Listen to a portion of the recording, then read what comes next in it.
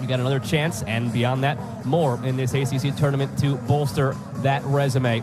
It's Pitt in the white, it's Louisville in the black. Nikola Alexic is your referee in the orange, and we're underway here in Pittsburgh. Happy to have you along this evening with Michael LaHood. I'm Joe Malfa. First round action here in the ACC Men's Soccer Championship. Final game to kick off in this first round. Already some results to get you in the books from elsewhere.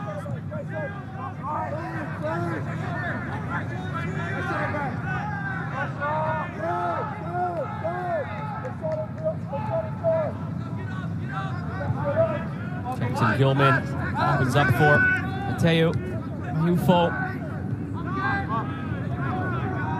Fabian Grau. Hit methodical in the build. Looking through for Albert Thorson, who's a player they really can plug and play anywhere, Michael, but they think his best spot is as a true out-and-out number 9. Tonight, he will have to find pockets of space. He's not going to be your traditional center forward that sits between the two center backs. He's going to float out wide. He's going to float in that half space between the lines, between the defensive midfielders and the center backs. Look for the likes of Feitosa to come running beyond him to get in on goal.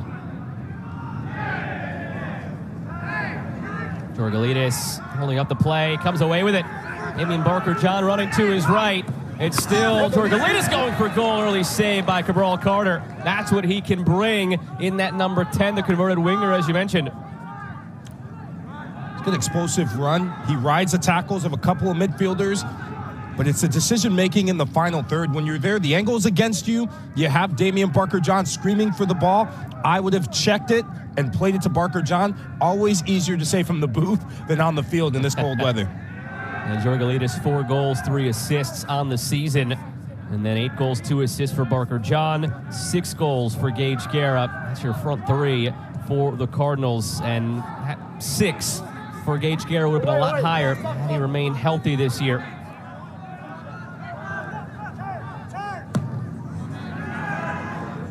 Sent long by Carter. Over the head, though, of Souza. 8th meeting all-time between these programs. One-sided in favor of Louisville. 6 wins for Louisville, 1 win for Pitt in the previous 7. But this is a Pitt program that has really only sprung to life in the last decade or so since Jay Vidovich took over. They had 2 NCAA appearances, 1962, 1965. Now they have 4 in a row under Jay Vidovich. So it's a one-sided history, but it's a new-look Pitt over the last 7, now 8 years. Most head coaches in NCAA soccer, it's one thing to build a program, to build a dynasty, which he did at Wake Forest University, but to go to Pitt, to do the same thing, to do it in his image, it's just miracle working from Jay. That is why he's one of the best coaches to ever do it in the college game. Still waiting for that first national title, but it's maybe not far off. College Cup in 2 of the last 3 years. Only program in the country, Pitt, to make 3 consecutive Elite Eights in 2020, 2021, and last year, again with 2 of those in 20 and 22 being College Cup appearances.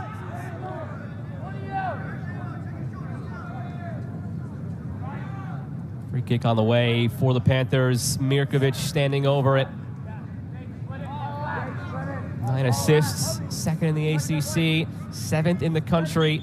Terrific in dead ball situations. Mirkovic short. Now curled in.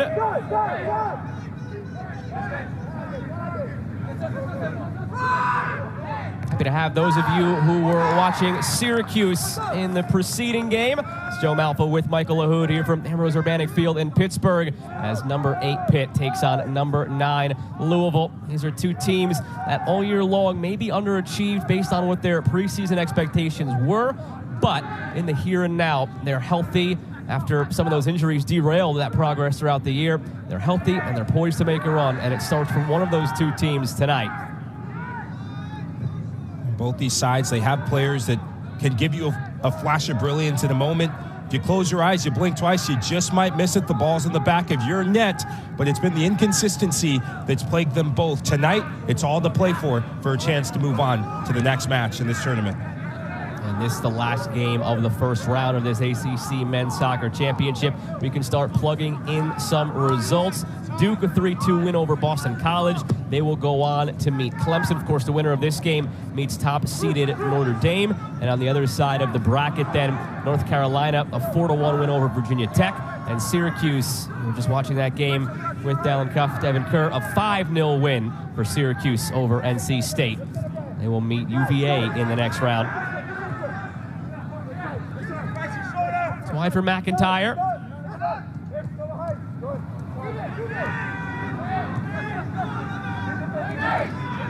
For Forbes, back for Mason Tatafu. Filled in admirably all year long, Mason Tatafu. The transfer from Hofstra.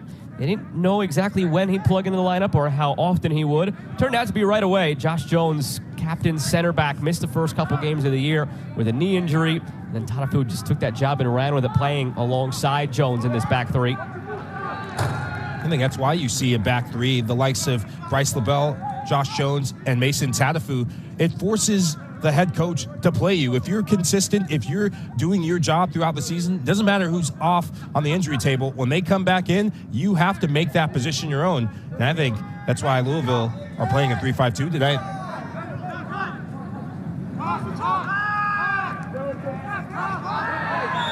Contact there into the area, and the free kick is granted. Georgalitis went down. To the naked eye, it looked like he made a meal of it, but there was certainly some contact.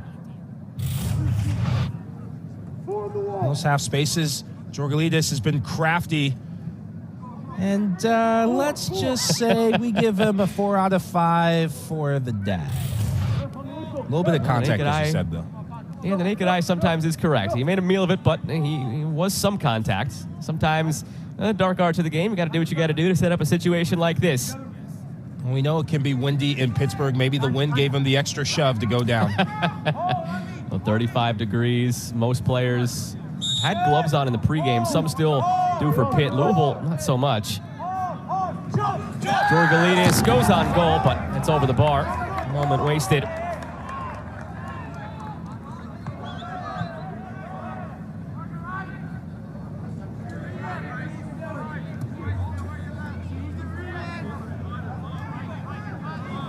Brawl Carter in goal for Pitt. Has made one save already in his sophomore year from LA. Did not appear as a freshman last season, but has started every game here as a sophomore, part of the LAFC Academy. Spent some time in USL Championship with the Las Vegas Lights in 2022 as well, before he came college-bound for Pitt. Oh, the top for Barker John. Flag comes up. Talking with Pitt head coach Jay Vidovich earlier this season about Cabral, said he's grown so much in his decision-making and his ability to play out of the back. Right there, you see pressure put on him from Louisville, and he doesn't even flinch. He's calm, cool, and collected. If he continues that, it helps their build-up and their ability to break the lines and move forward in attack.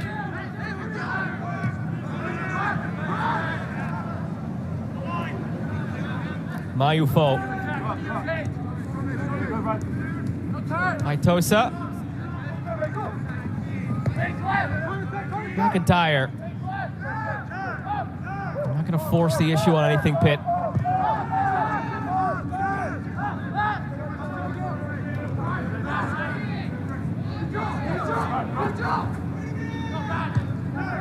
Mayufo again. See Pitt just being patient, moving it from side to side, waiting for those gaps to open up. They've had some joy with some of these overlaps and underlaps from the fullbacks, but not in any hurry to force passes, because if you do, you turn it over, and that plays right into Louisville's hands. They have that front two in Barker John and Gage Guerra, who are going to stay high and wait for those counterattack moments. You won a national championship, Michael, under the guidance of Jay Vidovich. You know what he's all about. When we were awake, he was adamant about letting the ball do the work. And I remember from my freshman year to my senior year, it was always the same cornerstone. He said the ball never, or no man ever moves faster than the ball does. He goes, whenever you get tired, just pass and move, and then you can pick up the tempo. Because a team that's moving side to side, a team that's chasing passes, they get tired. The gaps always open up, and that's when you change the pace and you get forward. 2007 glory year for you and Jay Vidovich there at Wake Forest. And we did a little digging in the archives as well. Who's that in the bottom left? Oh man, jeez, that's pre-dreadlocks. So when I had the little, just the what is it? What do they call the wave cap back in the day, back in 07. But Zach Szalowski, know him as well. You might remember him from that national championship game. He did a little something special, and of course, Jay Vidovich. Szalowski scored the game-winning goal in that game. Had a chance to catch up with him ahead of this game. And they feel like they're in a position to still make a run at it this year. Throw out the 6-5-4 record. Focus more on the fact that they've played the #1 strength of schedule in the country. They have dealt with injuries all year long.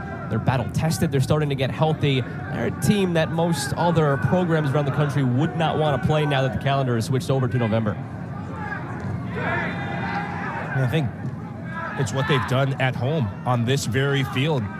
In a game like this, it can be the springboard for confidence for this Pitt team. And when you and I talked a couple weeks ago, you'd asked me, looking at the conference with a couple games left, who is the team, who could be the dark horse that really gets going? And I said Pitt. And it's in the pudding for what they've done the last couple of seasons. Last season, in particular, up and down throughout the regular season, they get towards ACC, they get in the tournament, and they make a run to the College Cup. Timing is everything when it comes to college soccer.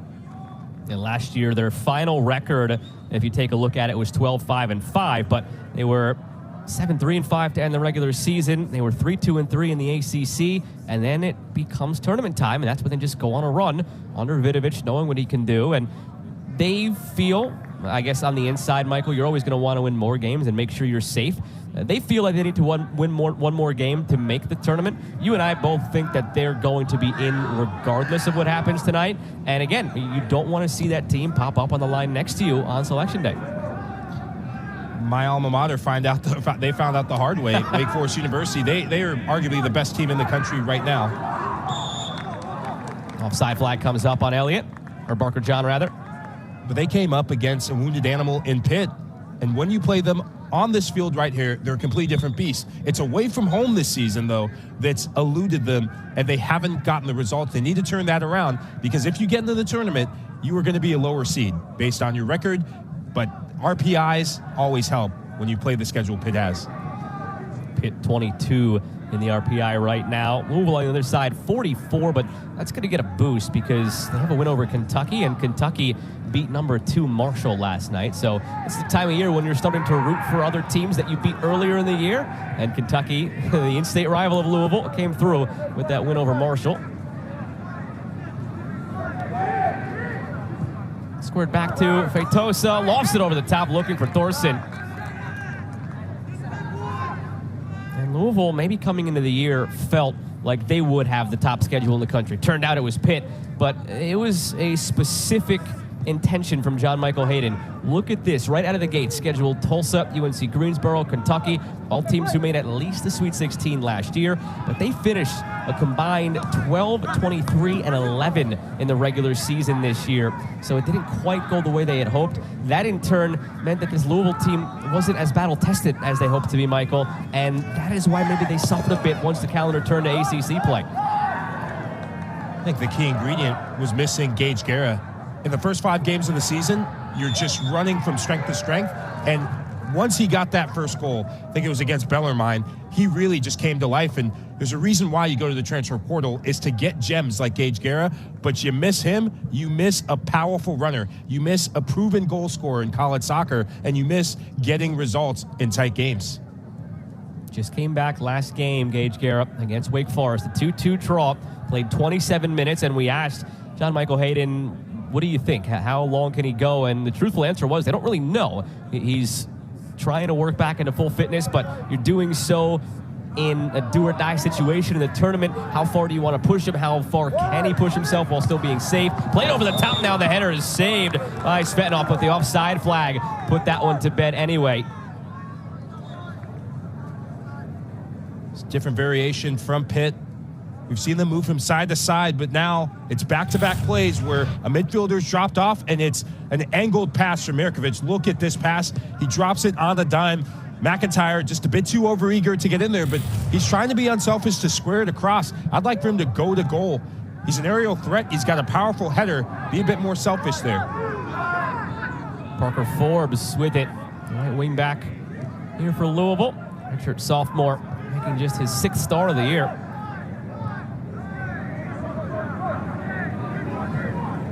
That last look was an example of why Pitt can be so dangerous in the attacking end. You've seen through 15 minutes their methodical build, and as you mentioned, Michael, they're not going to force anything. They're going to let the ball do the work. But then, oh, by the way, here's a guy with 9 assists in Mirkovic who can just put that one on a dime and set McIntyre up for a goal-scoring opportunity. It keeps you honest if you're Louisville. Louisville dropping off whenever Pitt get the ball, and these are the moments there, though, throughout the season that have been inconsistent. It's on the break, and it's making the wrong decision. When they're set up in their attack, when they're in possession, they look more fluid, they look more cohesive.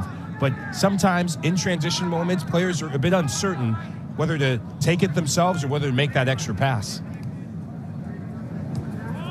Here's Jackson Gilman back for Cabral Carter.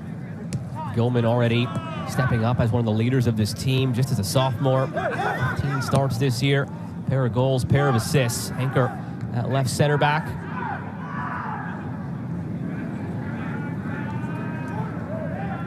Lefebvre. Feitosa. We talked Skip it through to Mayufo. We talked with Zach Solowski, and we'd asked him, what's the transition been like for Gilman? And hearing him talk so highly about the young defender to have the armband is incredible. Reminds me of one of my college teammates, Sam Cronin, at Wake Forest. He was our captain. We won the national championship as a sophomore. He was a captain, and it was leading by example. Not just vocally, but more so leading by example. And I remember in the ACC tournament, he scored a brilliant goal against Virginia, and it was watching him evolve, become an adult, become a grown man in that moment, and take responsibility of the team, put the team on his back, and say, hey, in tough moments, I'm your guy. You can count on me. Chalosky has also taken Albert Thorson under his wing a little bit this year. Player who's played as a winger, as a 10, as a 9, Thorson, but they like him. He's at his best when he's closer to the opponent's goal, so intelligent in his runs off the ball. Here's Sample. Plays it through. Good ball, Parker. John couldn't get the touch settled, and the referee brought his whistle to his mouth. He was thinking about it, waved it off. Good time to let you all know the experimental video review is available tonight. All season long, you could only review what you called, so if that would have been called a penalty, you could have reviewed it and overturned it. This other added aspect of it, and the experimental quote-unquote version, is more of what you see the typical VAR. If it's not called, you can go back and see if you should have called it. Something to keep in mind as the night goes along in case there are other similar situations to what you just saw there. This is good combination play. Parker John starts this, but when you're playing on turf, he takes that extra step. He knows what he's doing. When you're a player and you take that extra step, you keep your balance, you're not going to get the penalty. I think there was a little bit of contact there, but not enough to get the penalty. Not quite the acting job that he had as far as what Georgalitis did earlier in the half, just outside the 18. The weight of the pass in from Bradley Sample is excellent, but that's a good tackle there from Pitt. When the left boot goes in, you can do that. That's fair. He loses balance, but what do you say in gymnastics? Is that, I don't even know, triple axel? A triple loop? You're out of my depth there. I watch the Olympics. That's all I got. I think I'm talking figure skating. Well, Olympics in 2024, so maybe we can tune in and see if there's anything there. Otherwise, you got to wait to the next edition of the winter ones to see what you're exactly talking about there, Michael. But we know that Parker John is going to be in that situation again as the night goes along. Again, 8 goals in the 8 games that Gage Guerra missed. Now they're finally out there together. In all seriousness, that's the effectiveness of Parker John. It's not the action that begins the movement of him getting the ball and playing it. It's his movement drifting out wide. That interchanging of Georgalitis is so important to keep tabs of. If you're Pitt, if you fall asleep, one of them will drift out wide because they're natural wingers, both of them. Parker John, not a center forward. Georgalitis, not an attacking midfielder. So their tendencies to drift to that left-hand side, which both of them have played very well. And when they do, they're looking to pass it and then get it back with that give and go. one shot so far for Pitt. Their first half attack hasn't been terrific as of late. Haven't scored a first half goal since the 9th minute of their game against UVA. That's 4 matches ago now. It takes them a little while to get going, but once you get into the second half, they've been terrific all season long. This one floated all the way through. Mayufo. Peitosa. Back for Mayufo. Run coming out of the midfield. It slipped that way. Shot saved at the near post. Svetanov got the right boot on it.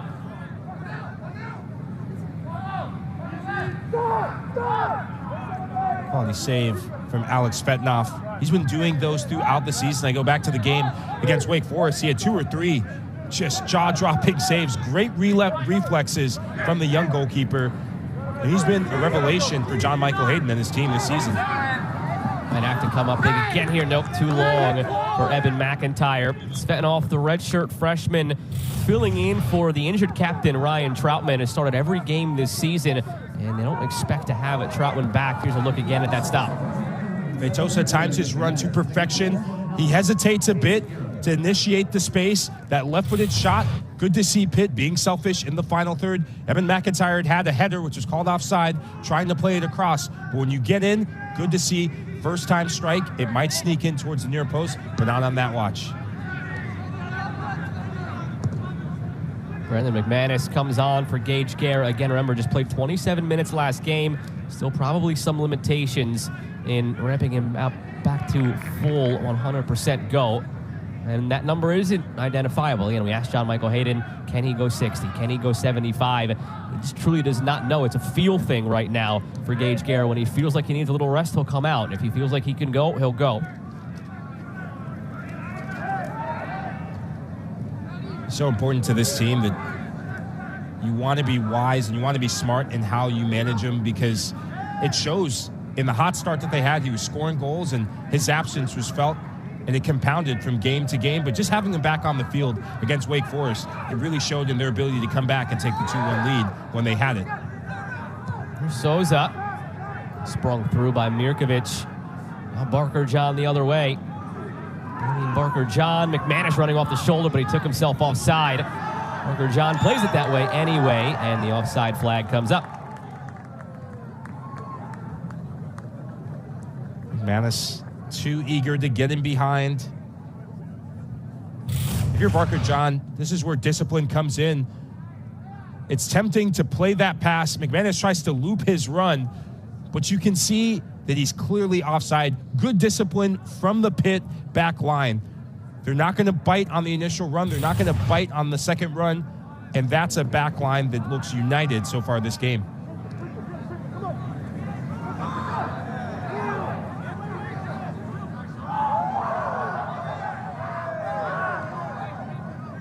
Mercado. Lefebvre given away.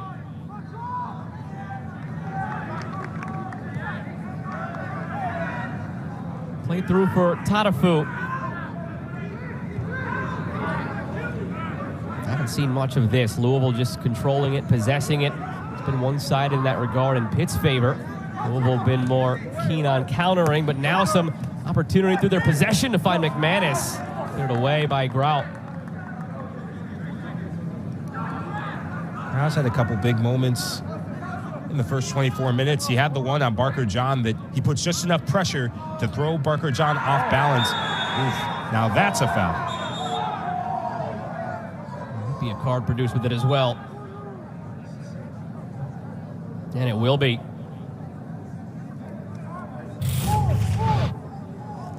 Number 8, Felipe Mercado getting in, and on this turf, that ball's going to take some heavy bounces, and that's a heavy tackle from the defensive midfielder.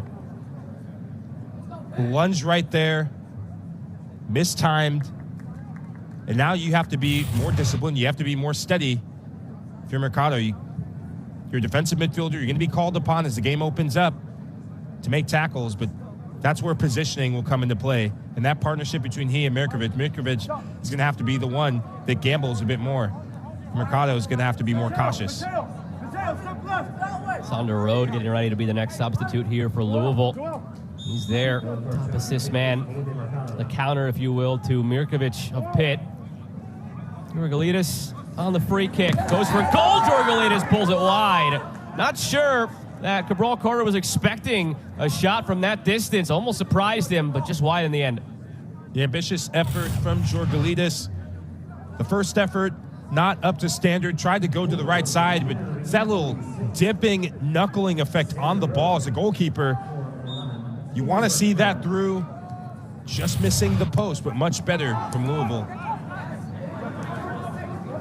Now Sander Road out there for Louisville. See him in the midfield. Number 46, the junior from Norway. The spot of Barker John. That'll probably force Jorgalitis out to his typical spot on the wing.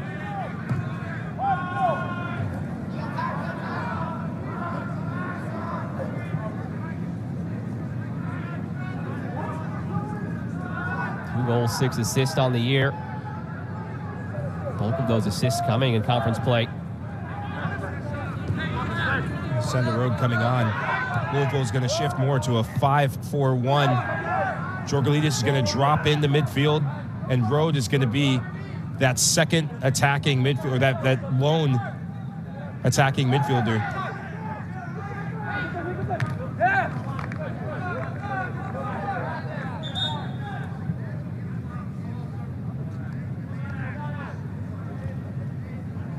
What a Week 10 ACC Network football lineup we have for you. Saturday, it starts at noon Eastern with Drake May and North Carolina hosting Campbell. Then, number 15, Louisville hosts Virginia Tech. And we cap the day with Tyler Van Dyke and Miami taking on NC State, who are coming off the big upset win against Clemson at 8. All 3 games also available on the ESPN app, so you can watch anywhere.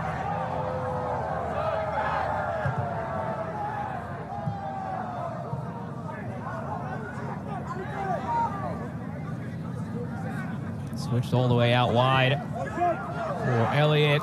Now taking it through, finds Sander Road. Sander Road looking for a post. Carter snatches it. Good run from the left side by Elliott to spark that whole thing. Better build up from Louisville, and that's the quality that Road can provide you. He'll never stay centrally. He'll drift out wide often.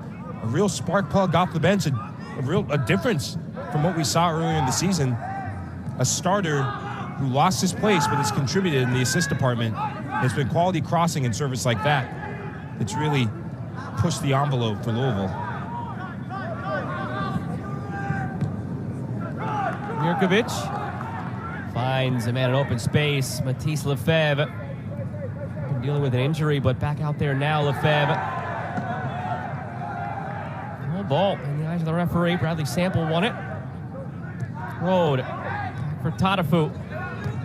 Parker Forbes on this right side. Really a stark contrast, Michael, over the last few minutes than what we saw in the first quarter of an hour.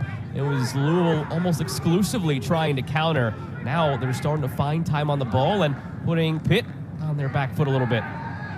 Ever since Damian Barker-John had that flash at goal where he combined, it settled the team down. When you're a road team playing in the postseason, and especially when you're playing in the ACC tournament, you're going to have to weather the storm. Pitt, being the home team, it's their initiative to be on the offensive. But once you weather that storm, you can implement your game a bit more. And I think subs have changed the momentum in this. You get starters from earlier in the season. Bakuzo getting in. He was a starter, box-to-box midfielder. Sander Road getting in. And they're able to bring fresh legs and fresh ideas. Bakuzo started 12 games in the regular season. Road also started 12 games in the regular season. 2 guys that, to be honest, you and I were surprised not to see out there in the starting 11 tonight. So when that's who you can turn to off the bench, that just shows the depth of this Louisville side. Now that everybody is healthy again, maybe why they had that downturn during the season. They didn't have every tool in the toolbox available.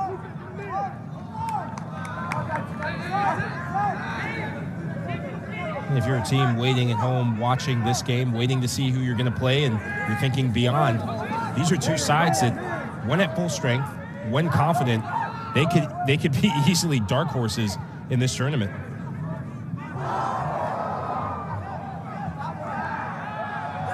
Mirkovic won it after a bit of a battle with Quentin Elliott.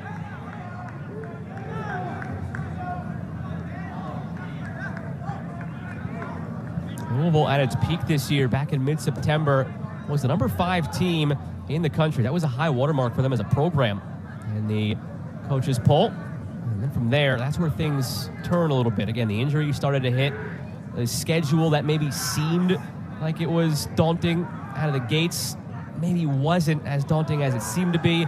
They got into the teeth of that ACC schedule where you look at the coaches' poll right now, and it's just an ACC team, basically every other team you look at inside the top 15. That's where things went south.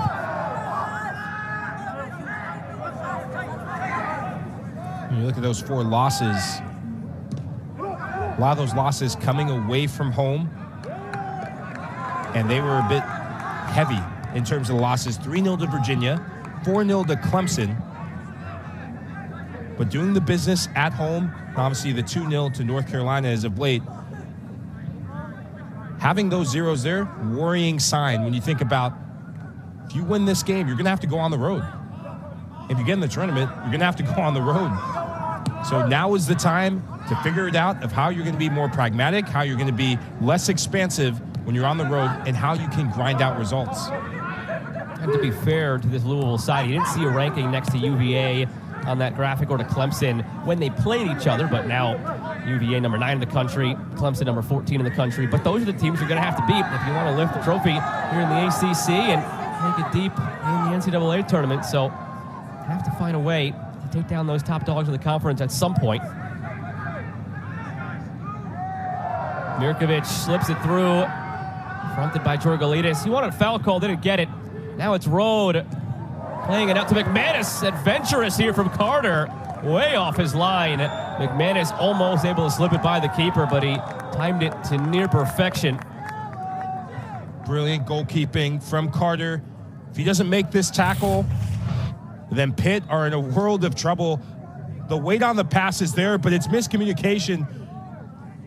I think from Gilman, initially keeping his eye away from the ball. You have to see that through, but when you have a good goalkeeper like Carter, who's not afraid to come off his line, that is assertive goalkeeping, and that's why that didn't result in a goal. McManus, the one who tested that line, the redshirt senior from Louisville, played his first couple of years at Kentucky and then transferred to the in-state rival. 2 goals, 4 assists on the season.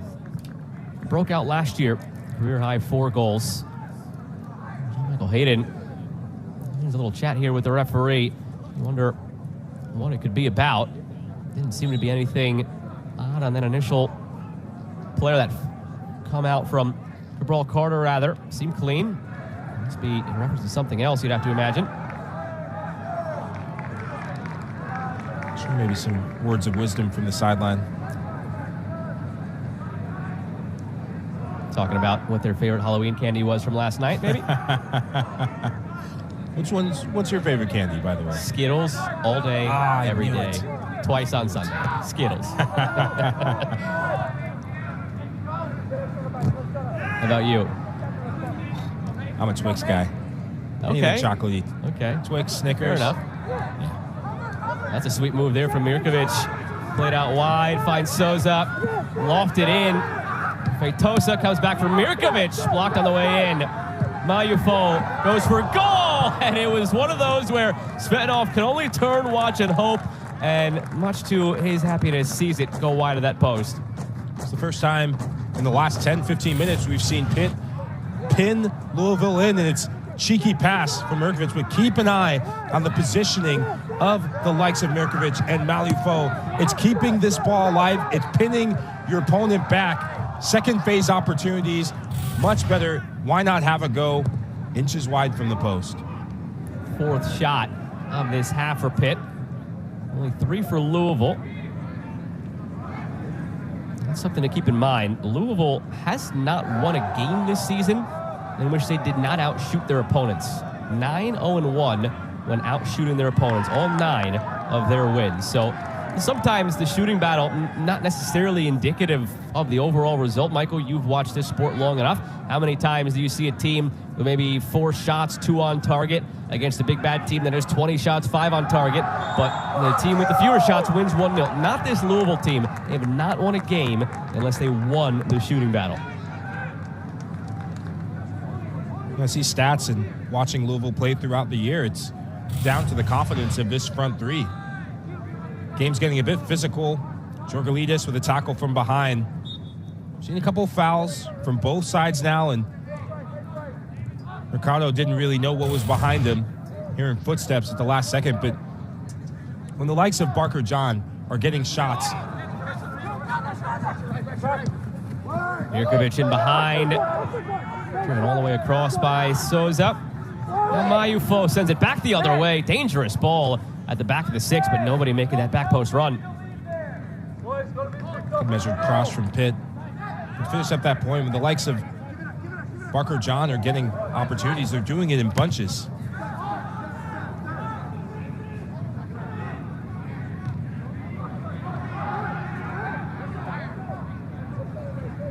Gilman spent 7 years in the Philadelphia Union Academy. 8 appearances with them in MLS Next Pro last year before he came over to Pitt. Very experienced for a sophomore, and part of the reason why he is looked at as a leader, given the armband just in his 2nd year here.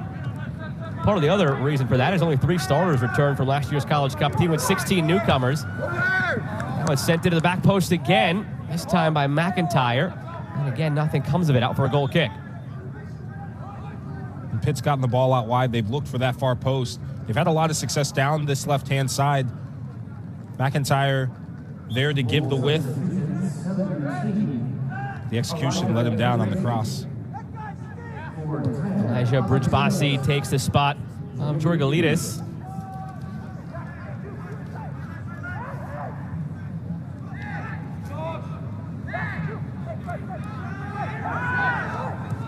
Bridgebasi, freshman from Baltimore, only played 125 minutes in the regular season. 8 appearances, 1 start. Seeing some run here, final 10 minutes of this first half in the first round matchup of this ACC Men's Soccer Championship. Number 8 Pitt and number 9 Louisville. In the seedings, it's been all chalk so far. Higher seed has won every game that we've seen tonight. And of course, this one, the 8-9 matchup, the one you expect to be the tightest on paper. Saw Duke take down Boston College 3-2. Syracuse thrash NC State 5-0. And North Carolina beat Virginia Tech 4-1 in the earlier games this evening. Now Michael Sullivan takes the spot of Matisse Lefebvre.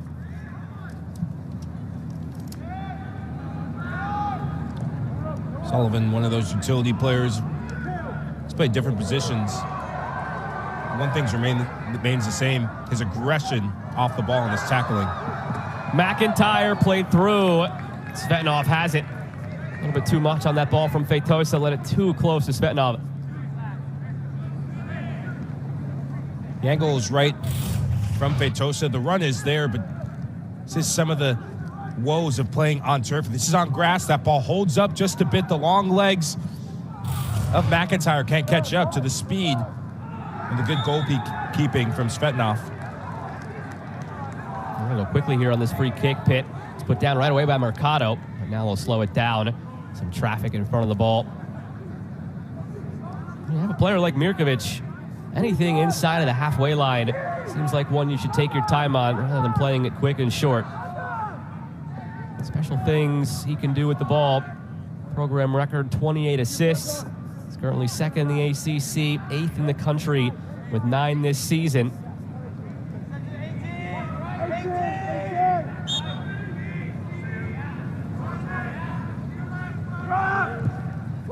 Mirkovic drops it in, top of the 6. A perfect ball, loose in front. McIntyre settling, but the flag came up at the last moment.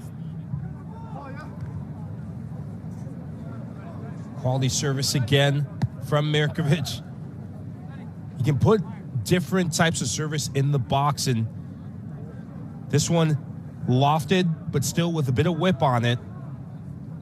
If you're Pitt, knowing you have an expert set piece taker like this man right here, you still have to be patient. You know, you can get a rush of blood to the head of maybe this is it, this is it.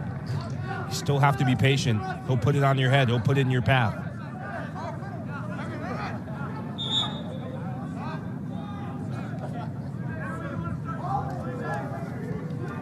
Vidovic looking on. Again, they'd like another win. Of course, it's a tournament. You want to go as far as you can. But you and I believe with their RPI, with their resume, even if they were to go on and lose this game and sit at 6-4, it's probably a tournament team, despite the 500 record. I fully expect them to be in. We would have to take a game like this to go very south for there to be even more questions, but their record at home and that big win against Wake Forest, then number 9, now number 3, that's going to help you out a lot. Obviously, the win against Denver. But whenever you beat one of the top 3 teams in the country and you do it at home, it's going to catch the eye of that committee. Look at this run on the left side from Elliott. Still going down to the end line, looking for McManus, and the first corner of the match is won after a terrific, brilliant individual bit of play from Quentin Elliott. And Elliott, twinkle toes. First time we've seen him slalom in the box, but Fabian Grau, keep an eye on him. It's his 3rd or 4th time that he's put out a fire, and it's not McManus that's the worrying one.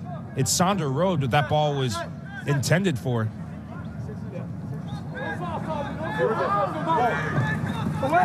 Sander Rode from the corner. First to it is Sullivan. Further away by McIntyre. Puts it back into the mix. Player still up. After the corner, McManus. Hit it low, hit it well, but Carter saw it the whole way. Power taken off the turf from the strike. McManus has brought some energy since he's come off the bench. He had what he thought was just open pastures, but went a bit early from the pass from Barker John and had this second shot. And you'll like that, your head coach, John Michael Hayden. They were the team that were more eager to make subs and to try and keep this front line fresh. They've subbed a lot with the front 3 in this first half.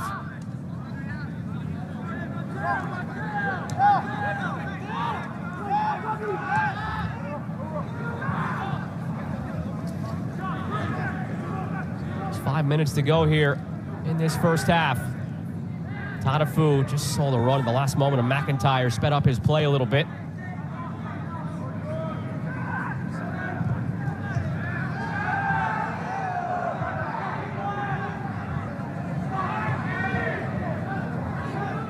To the top, in the area of Thorson. They have not found him nearly enough through the first 40 minutes. I think it's down to his movement. And the coaches were praising his movement, but I think his movement has been in less dangerous places. That's the first time in a long while we've seen him stay between the 2 center forwards, or the 2 center backs as a center forward. And it takes some time to get readjusted when you've played as a winger, when you've played as a number 10, like you have in Thorson.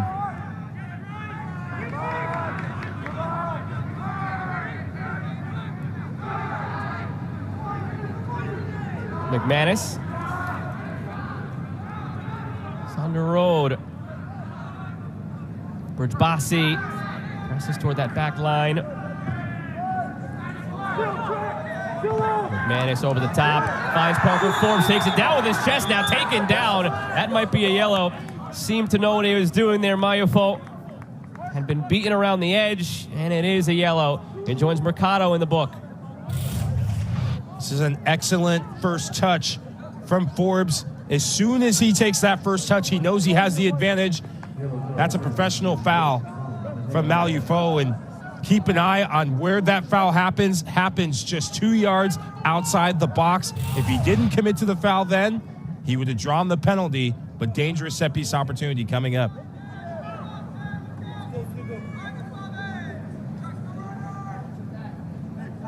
Bridgebassi there as well.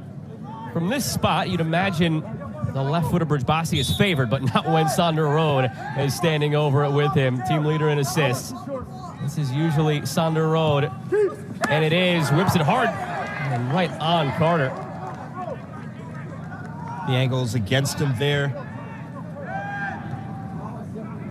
And maybe a short corner would have been more favored No one coming out with Pitt, only 2 people in the wall. If you play the short corner, it changes the angle for Bridgebossi to maybe take a shot instead of settling for a cross. Feitosa, it's by Tatafu. This maybe goes hand in hand with what we mentioned earlier, that Pitt has been a sluggish team in the first half offensively these last few games. 4 games gone since they scored in the first half against UVA. But Louisville, not typically stout defensively. They're allowing about 10 shots per half against the ACC this year. Only 4 right now for Pitt. Feitosa almost helped create another one with this little bit of nutmeg past Tatafu. Yeah, creating the highlight reel for YouTube and all social platforms coming at you after this game. I like that. A little cheeky nutmeg. Why not? Spice this game up.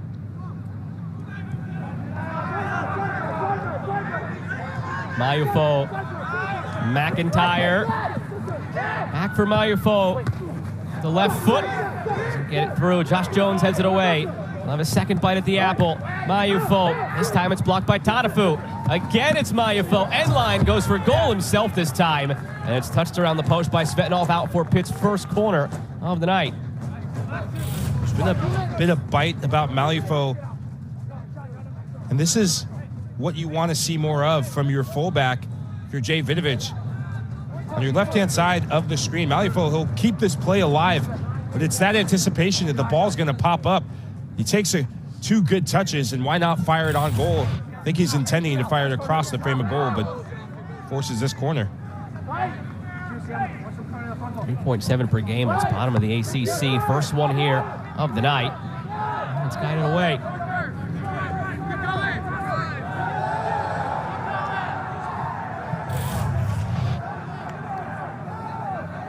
Mayufo gets there first, and that little scoop heading towards the byline, that changes the angle. Svetanov, he's been on it so far. He's been commanding his goal box. And that ball from that angle, you can see, was certainly going into the ceiling of the net, if not for Svetanov.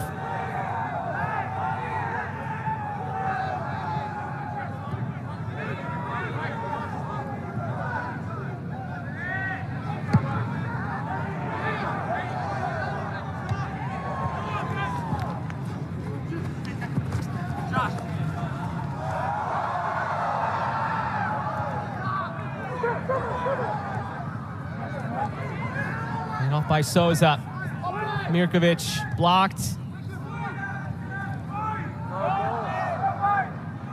Quentin Elliott comes away with it. Closing seconds of this first half. All the way back for Carter.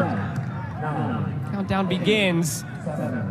It looks like we are heading to the break. Scoreless here between the 8-seed Pitt and the 9-seed Louisville here in this first round matchup of the 2023. Albert Thorson, right on cue. Davidovich saying that he wants him more as an out-and-out center forward, but he keeps dropping out wide.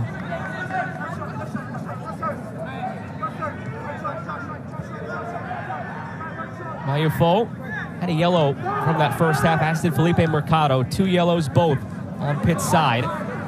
Here's Mercado for Mayufo. 2 guilty parties of those yellows connecting. And again, Mercado. Mirkovic. Mercado. And again for McIntyre. David McIntyre goes back with it, the sophomore. Made 6 starts this year, 13 appearances overall. Did not appear at all as a freshman last year, McIntyre.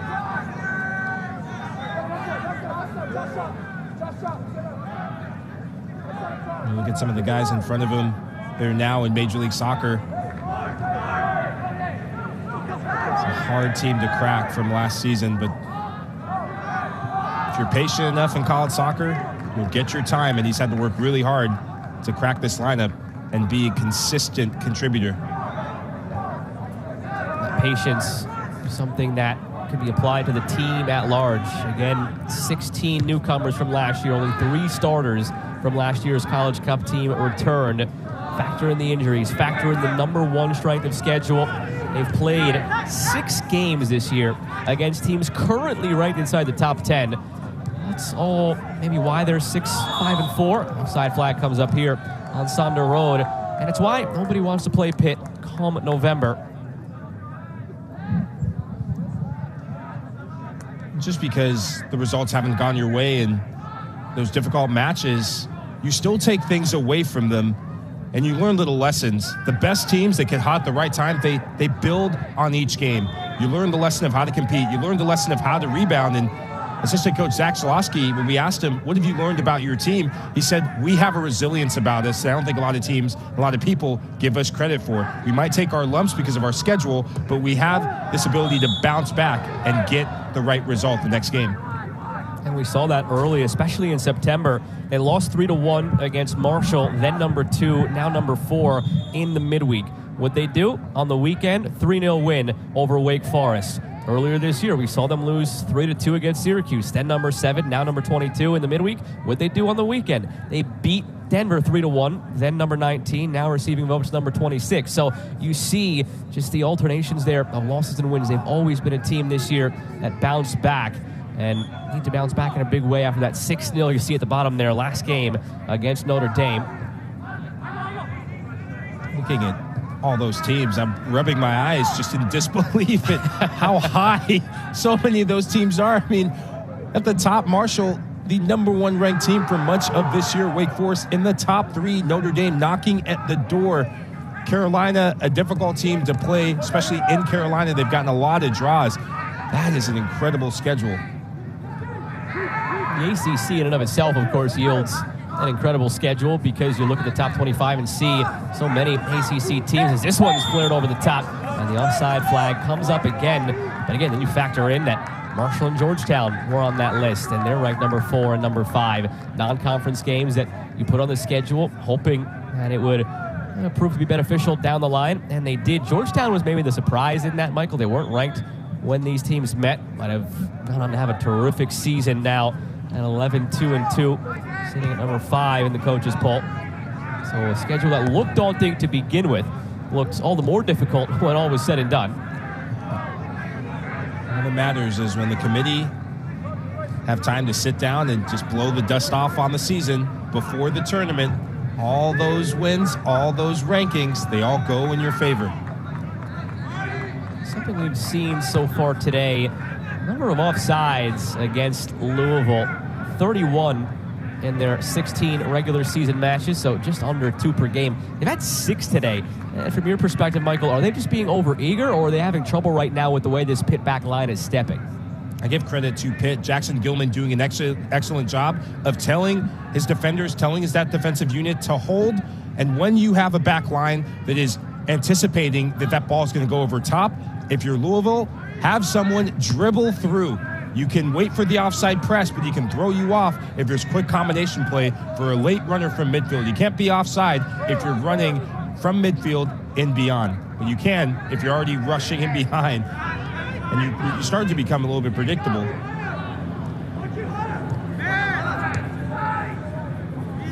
Sullivan saw him come off the bench in that first half for Matisse Lefebvre, who was returning from injury.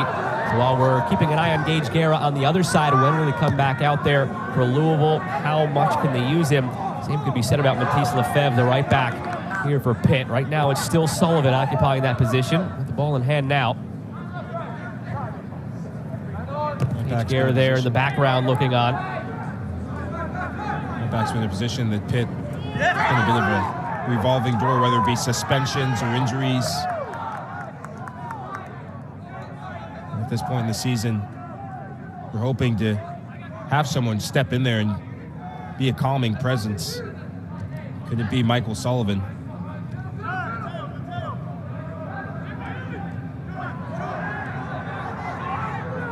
Space to work with here.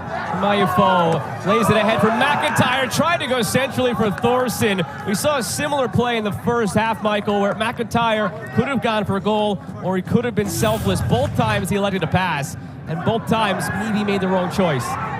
Quick ball movement from Pitt, but it's this indecision right there. When you see the goalkeeper come out, you have to be aggressive, you have to be selfish, you have to be decisive. The angle's working against you for the pass. Go for the gamble, shoot next time. From the corner, curled toward the back post, and just barely catching the back of that ball was spitting off almost through his hands. Keep an eye on McIntyre if he's able to find any more of that space in behind. A couple of times already he's been able to. The space opens up because Malifaux gives those underlaps. McIntyre's there to keep the width, but Malifaux's so intelligent with his movement of when to step and when to be the provider with the underlap. Bakuzo.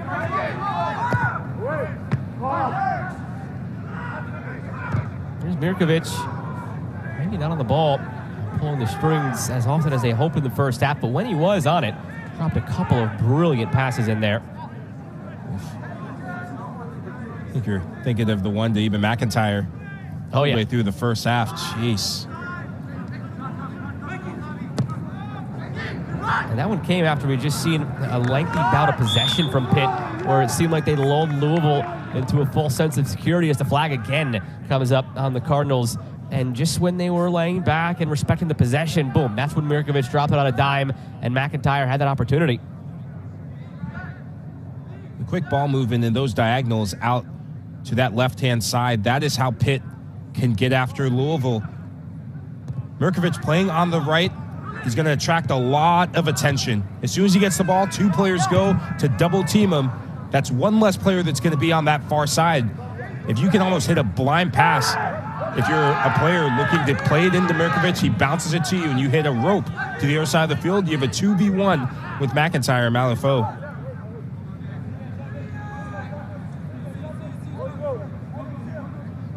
Still just 5 shots apiece in this game. Coming into this game, the lowest shot total allowed by Louisville in ACC play was 12 against Boston College. Outside of that, everything over 15. Only 5 shots allowed today. And Friday's ACC PM with Mark Packer and Taylor Tannenbaum will come to you from Raleigh, North Carolina, as the prep for college football Saturday, highlighted by Miami and NC State begins at 4 Eastern. That game is also right here on the ACC Network Saturday night at 8 Eastern. Sent in toward Georgalitis, headed away by Gilman. Wide for Quentin Elliott. He flashed a few times in that first half. Cutting.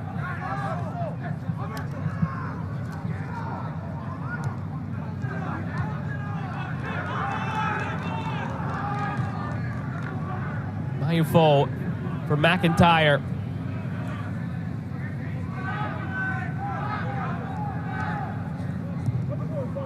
Just beyond what could be the halfway mark tonight. 57 minutes gone. Could have another 53 if we go the distance. 2 10-minute periods of extra time, not golden goal. Remember last year's rule change, no more sudden death. You get 2 10 minutes and then straight to penalties. From there, if still tied, that is something to start keeping in the back of your mind as we near the hour mark, still scoreless. Mirkovic maybe putting a dent in that scoreboard here, though, for McIntyre. Centering it for Souza. Comes out for Sullivan. Thorson. Attack still alive here for Pitt. Switched over to Mirkovic. Philip Mirkovic threads it through. Mayufo on the ground in front, and it's out for a corner. Last-ditch defending by Bryce LaBelle. Pitt knocking at the door. Gabriel Fertosa on the ground. Thinks he runs into that near post, but keep an eye on Philip Mirkovic. He wins the ball, but then this soft touch right there outside of the boot, precision passing, and now it's McIntyre that this is a time that he makes the right decision in terms of playing it in there, but the execution lets him down again. Corner driven again right into the hands of Svetnov. So the 3 corners they've had tonight have all gone directly to the goalkeeper. The playmaker, just so elusive in terms of his vision, his execution, his passing. He's a player that he is primed for the next level. He just sees things 1, 2, 3 steps ahead for most. NYCFC Academy product burst on the scene. All freshman team and top 4 soccer freshman best 11 in 2020. And from there just continued to find success. All ACC and South Region first team last year when he had 3 goals and 12 assists. So this 9 assist season he's had so far, not even his high water mark. It would be for most people, not for him, after the 12 he had last year.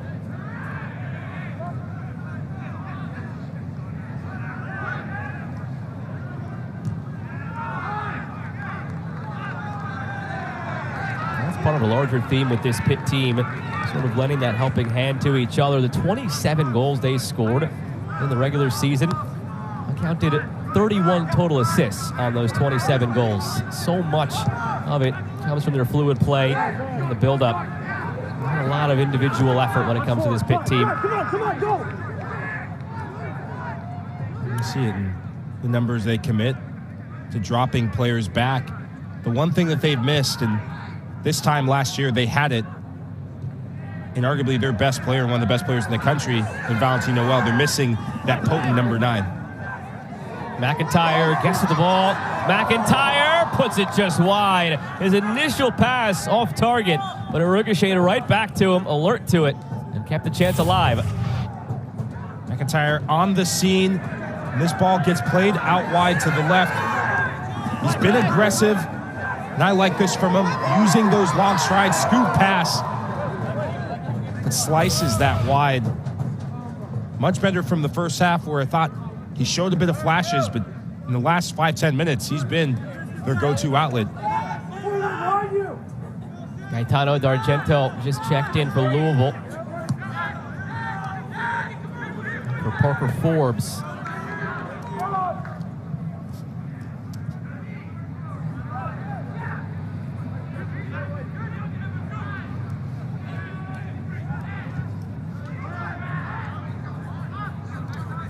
Georgalitis, flag stays down. Still Georgalitis with some help. He lays it back for a roll, just over the bar. That was the moment for Louisville. It lined up perfectly after Georgalitis found a way through, and Sander Road collapsed to the ground, wondering what could have been.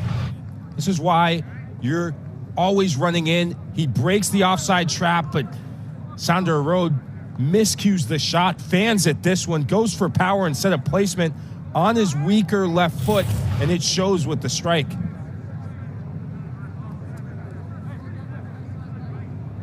Georgalitis has been quiet tonight.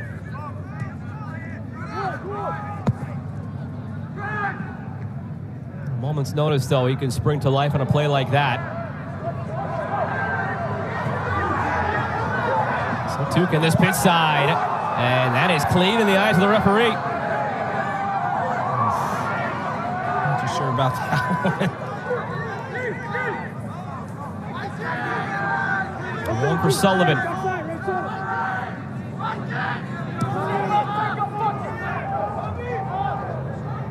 Looks it back for Grau. Fabian Grau stepping through. Go here. Feitosa puts it behind Thorson. McIntyre charging in. Svetnov spotted that on the backside and worked it clear himself. Svetnov so alert. He made a 12-14 yards from his goal line to get there and clear that out. No stranger to big moments.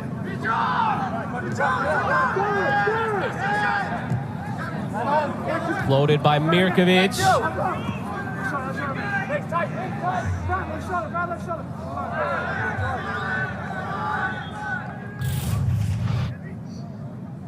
Cameron Feitosa hasn't gotten a lot of opportunities, and anytime I see a challenge come in from behind and you knock a player like that, you have to give the call to the attacker.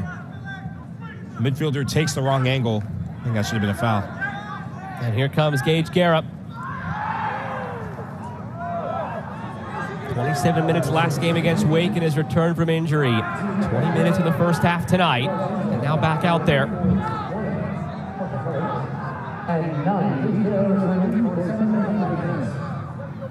Argento. Just got back to his feet behind the play. Helped to his feet by Quentin Elliott. Argento. No problems here for Carter. Michael Hayden will be relieved to see Georgalitis up and running. You've suffered the injury of Gage Guerin. Georgalitis has suffered some injury woes this season as well of his own. When you're in the postseason, you want to get as many healthy bodies as possible, especially in your attack. Had the team's first 3 shots in the first 20, 25 minutes. Hasn't taken one since then. to your point, you'll look at the stats and you'll see 13 appearances, 11 starts. So he only missed a couple of games. But it's just a matter of when those games came, and during the absence then of Guerra to compound issues. And you start again getting into the conversation maybe why Louisville sort of petered off after that hot start. Second year in a row that that has happened to them. Last year, they burst out of the gates 8-2-2. We're up to number 9 in the country. And then from there, finished 9-6-3. So again, 8-2-2 start, a 1-4-1 finish. Similar this year, but this time, can they battle out of it? Unlike last year. It falls for Sander Road. Being chased down from behind by Gilman. Pardon me, that's Fabian Grault.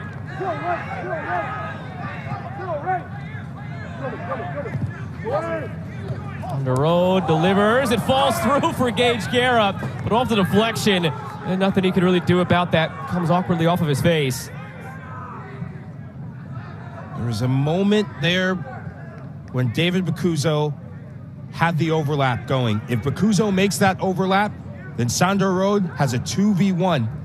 When this ball gets crossed in from Road, should be dealt with easily, but the mistimed jump of Crow is why that puts Pitt in an awkward situation. Jackson Gilman had already come across aggressively. If Gilman keeps his positioning next to Gage Guerra, then that doesn't create that awkwardness, but it comes to nothing in the end. Gage Guerra reminds John Michael Hayden of a player they had to play against for a few years, Jack Lynn at Notre Dame. Just a guy who's always around the 18, strong on the dribble, always right place, right time as Mirkovic lets one fly. Dipping, swerving, troubling Svetnov. Turns into a corner. That was from about 30, 35 yards out. This would have been a heck of a goal. The technique there, he's playing for that knuckler. Svetnov up to task, not taking any chances to turn that around the post for a corner. Mirkovic earned the corner with his strike. He'll take it now.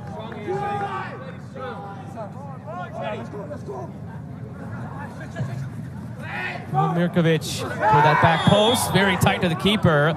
And he was clattered into, foul given in favor of Louisville.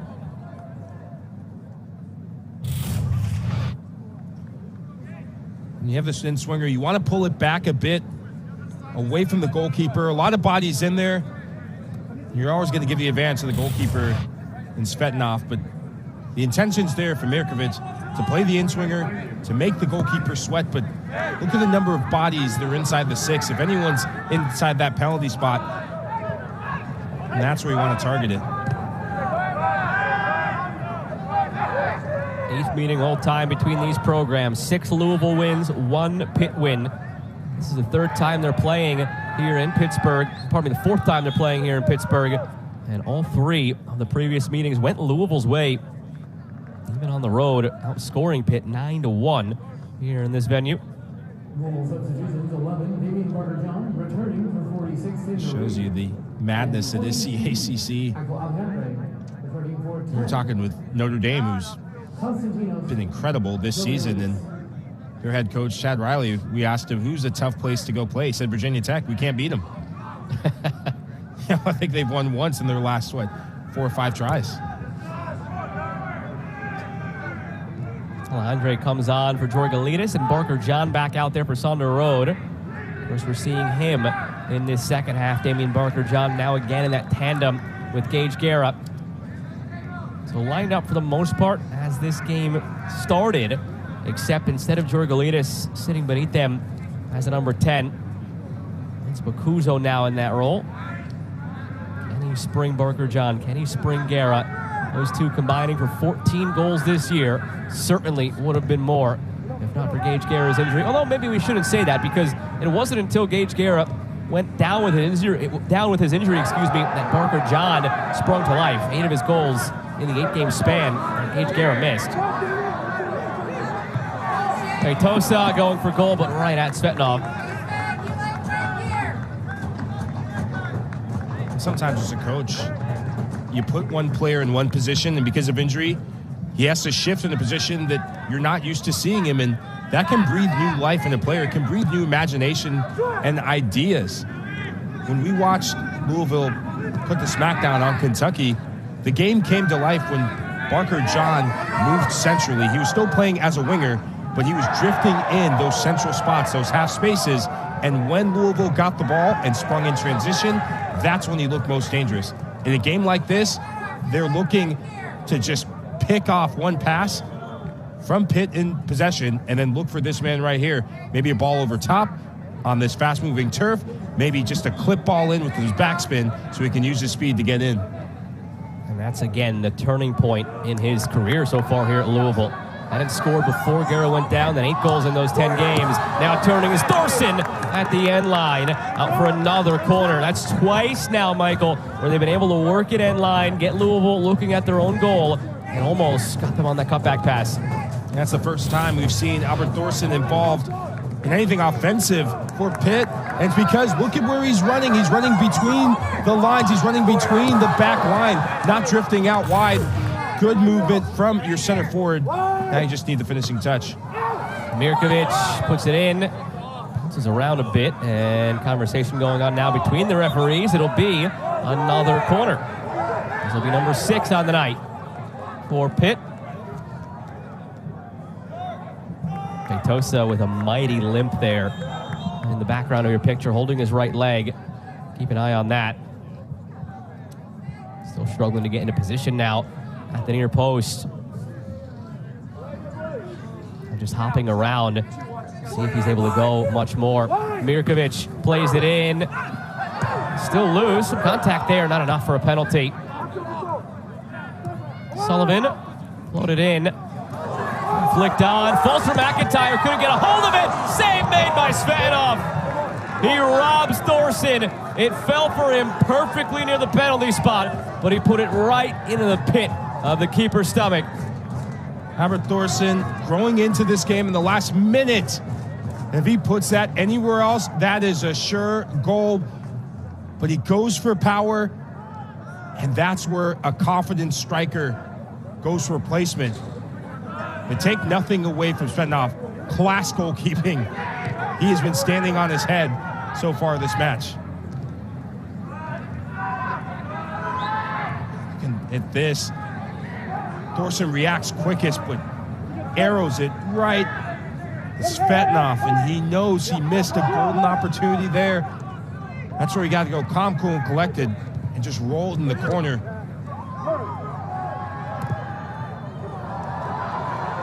Sent his way again. Thorson sold off by Josh Jones.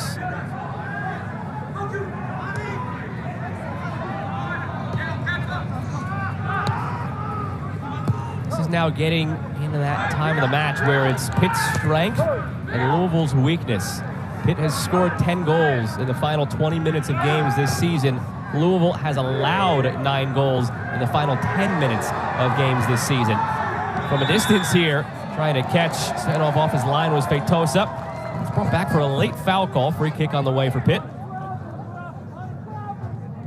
Feitosa doing well to ride the challenge. And turns Bradley Sample, and that grab there from Sample, referee spots that right on the money. I like that. Tries to go for the shot. Svetnov off his line. Foul throws off his momentum. Possession, the only real statistical disparity in this game. It's 9 shots apiece. It's 5 shots on target apiece. Fouls are 7-5. Tight physical game, chances both ways, but still not at zeros on the scoreboard. With just over a quarter of an hour remaining. Mirkovic going along. Feitosa. Mayufo. McIntyre for a throw.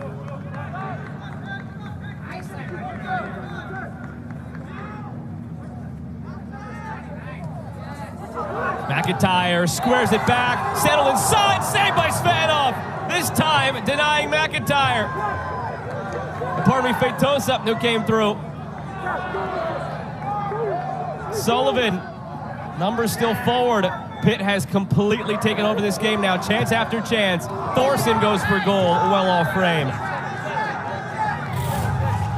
This is good team play from Pitt. Keep an eye on the combination play And Feitosa, unselfish, finds that spot. And oh my, Alex Svetnov. He is having a day. João Souza sends everyone the wrong way. Everyone bracing for the shot from Souza. Tees it up for the perfect one time. Svetnov not fooled.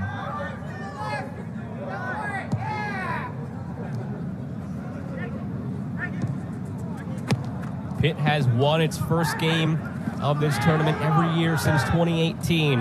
Louisville has not won a game in this tournament since they won the final over UNC in 2018 and hoisted the trophy. Either both of those streaks continue or both of them end, depending on the outcome tonight.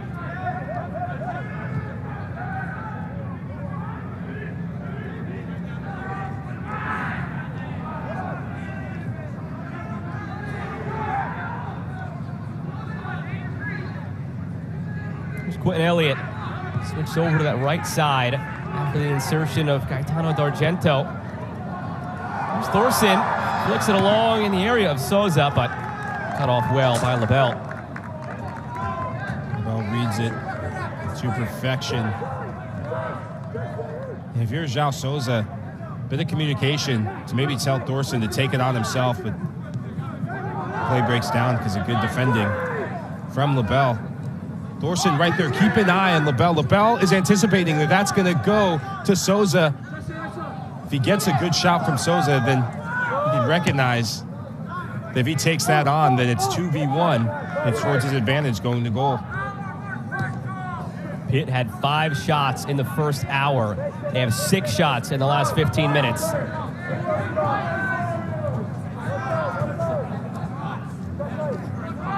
Souza. Good bit of 1v1 defending by LaBelle. A free kick in favor of Louisville.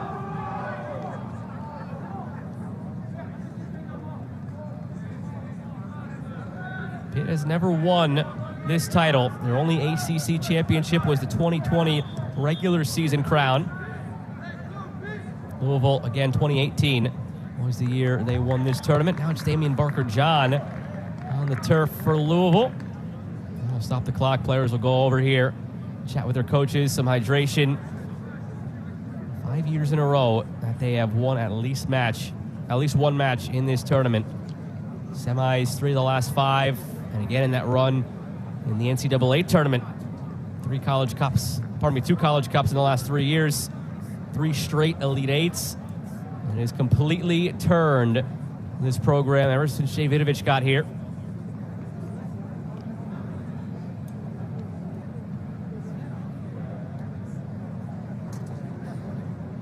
Concern now is Barker-John working out that right leg. Saturday morning, the ACC Huddle Crew will kick off the day in Raleigh, North Carolina at 11 a.m. Eastern. 60-minute pregame show leads into North Carolina hosting Campbell at noon. They'll also have halftime shows, pre- and post-game shows throughout the day. Then they're back at 6:30 to wrap up the afternoon with highlights and analysis and to get you set for Miami, NC State at 8 p.m. After the game, stay here on the ACC Network for a complete wrap-up and interviews with players and coaches from the day's games. And Joe, when you were going through what Pitt has done in the ACC tournament, how it's been a springboard in terms of keeping this streak alive, I've been in those huddles with Jay Vidovich, and he smells blood in the water. You see it in his eyes. You see just the intensity at which he's talking with his team and talking with his staff. Last 5 minutes, it's been one-way traffic with Pitt, and you could argue that they should be up right now, if not for Alex Svetnov.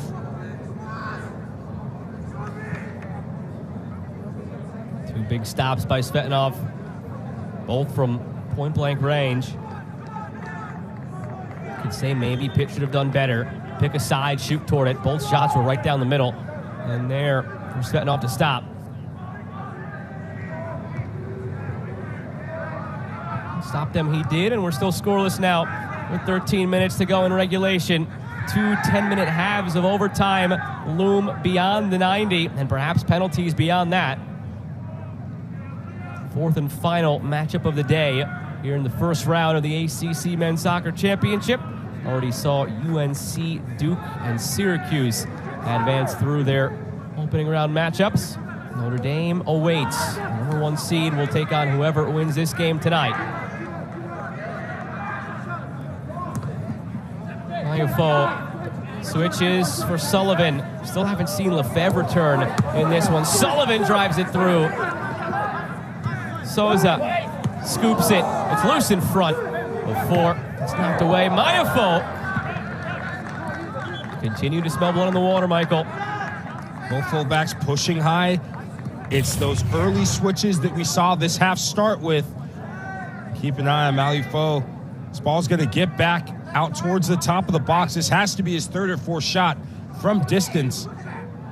He tries to catch that on the full volley, but because that ball bounces up a bit too high, he ends up lashing at it over the bar.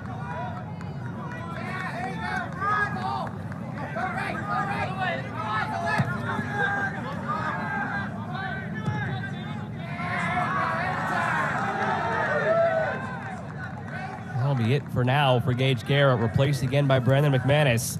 So he went 21 minutes officially in that first half, Gage Garrett. And he went about that number again here, about 20 minutes in this second half. So it's up from the 27 he played in his return from injury last game against Wake Forest, but still, of course, not to full fitness. Have to be careful, especially with, again, maybe 20 more minutes to play. Give him his breather now and get him fresh for those 20. And you see some of that hesitation in those 50-50 challenges. When we saw him play earlier this season, he was not afraid to go 50-50. It looked more like 70-30 in his advantage, even when it wasn't in his favor. Physical striker. And in this match, maybe a bit more conservative, not wanting to re-aggravate that injury.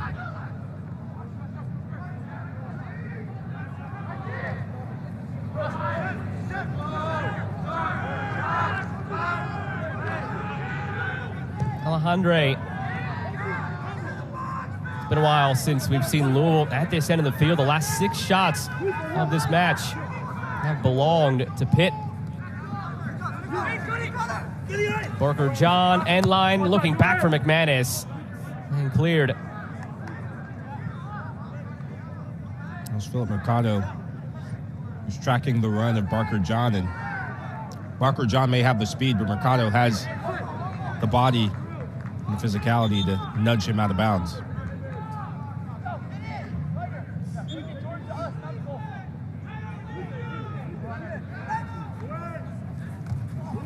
Long toss, flicked on, ball still loose. In the 6 now, nobody can get it clear. It's Tanafu who comes away with it, but flag comes up. It's going to be a nervy moment when that ball takes a bounce and it starts pinballing around.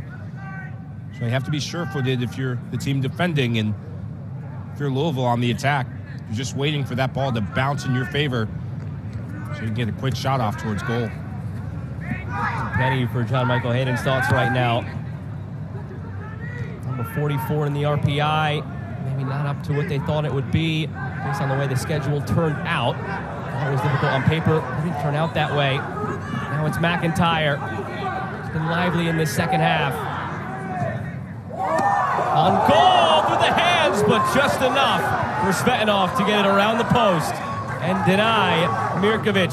Looked like he was trying to catch it, and it just snuck through wide of that post. He catches it sweetly. He picks his head up. That is that knuckle effect. And as a goalkeeper, when that ball starts moving, it's so easy to take your hand off of it. That's why you see a lot of goalkeepers punch those knuckling shots towards goal rather than try and catch it. Is it a lucky number 7 on this corner for Pitt? Seemed like he went up, hoping to catch it. Svetanov realized it was tailing away and just slapped at it. Fight it off any way you can. Mirkovic continues to test him from distance. Over the head of Souza.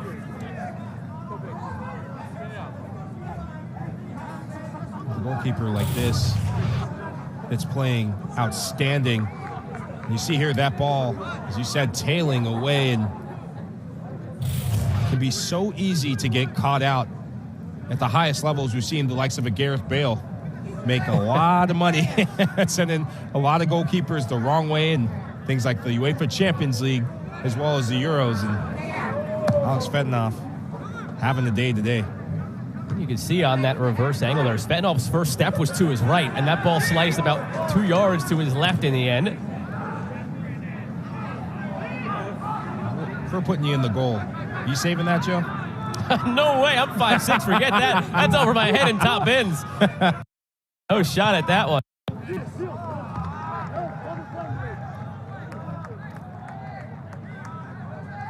Yeah, if it was you taking it, it would have been another tally for you on the 4 goals, 4 assists you had that season when you won the national title under Coach Jay Vidovich. If it was me taking it, some of my teammates tuned in for this, and I was texting with Sam Cronin earlier today. He'll tell you it probably would hit one of the big buildings in downtown Pittsburgh. I think you said all 4 of those goals you scored that year, you had your eyes closed, actually. And just hope for the best. Yeah. Yep. I opened them, and look, the ball went in. That's all that matters when all's said and done. Yeah. Yeah. But when I look back on those moments, I think of moments like this. You really lean as a player. You really lean on those moments of magic when you're tired, when it's been an even match, when you're a Louisville side that in the last 10 minutes, it's been Pitt on the front foot. You've struggled to get Damian Barker-John in this game. In the first 20 minutes, he had a couple of flashes. If you're an attacker like Barker-John, you know that your team, you just have to remember, your team is waiting for one moment from you. One missed pass, one missed trap. Might come in the 90, or if this game stays even. Oh, here we go. Souza, options located centrally to the back post. Oh, he had McIntyre streaking free. Sliding effort by Tatafu to get it away. A lot more energy from Pitt because I think they've had more possession in this game. And Mirkovic, thank you very much, gives the heel taquito right there. Souza, if this ball gets through, and McIntyre's there for a tap-in. Tatafu, good positioning, good clearance. 12th in the ACC in corners per game at 3.7. They've got 8 now tonight. 7 of them in this second half. Mirkovic hesitates. Start his run up again. Delivers it this time. Long driven ball headed into the goal frame, but over the bar.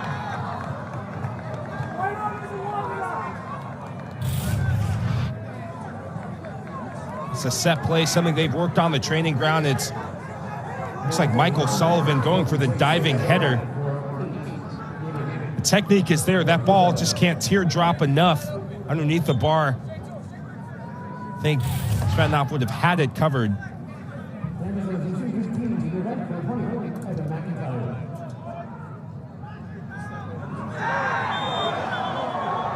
Just when it seemed like Pitt was going to break through there, foul goes against the Panthers. 5 minutes to play in regulation. Seems like we're heading for 20 more.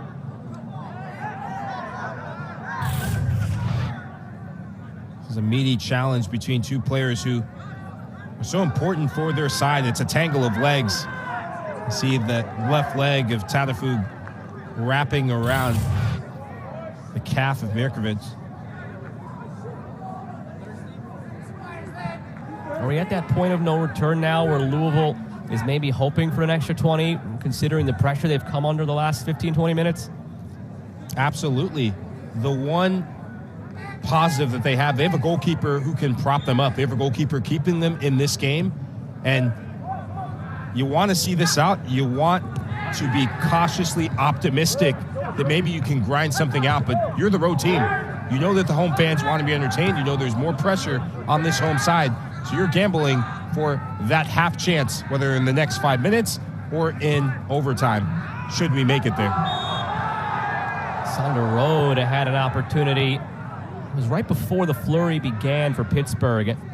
Remember, Georgalitis found a way into the 18 on a good bit of play up the right wing, and Sander Road just collapsed to the ground in disgust with himself. Yes, the ball was on his less preferred foot, but he had an open chance. He completely missed target, and when you have that type of open space in the box, the least you can do is hit target, force the keeper to make a save. Couldn't even do that. And ever since then, no shot for Louisville. 8 unanswered shots now for Pitt. That goes to show you, as soon as he went off, that's when the momentum changed. Coming out of the locker room, having the movement of Sander Road, having the movement of Georgalides, playing underneath that center forward, it's a lot to cover if you're a defensive midfielder or your two center backs. You don't know how far to go backward and track as a defensive mid, and you don't know how far to step forward as a center back. You take him off, you put two strikers up, and the back line, they settle in, and they start becoming more dominant for Pitt.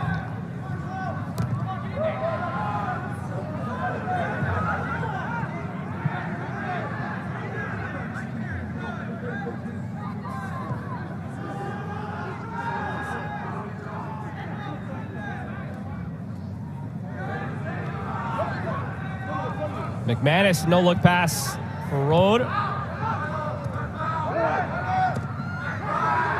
Jurkovic dispossessed. Some energy now for Semple. Getting a spark in the midfield. Another good challenge put in by Louisville. All of a sudden, you had that stop in the action there, and it's Louisville who came out the other side with all the momentum, all the energy.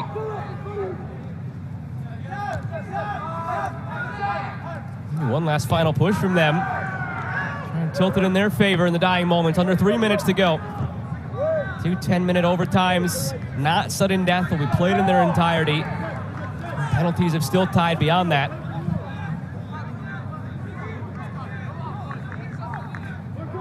And Elliott gearing up for a long throw.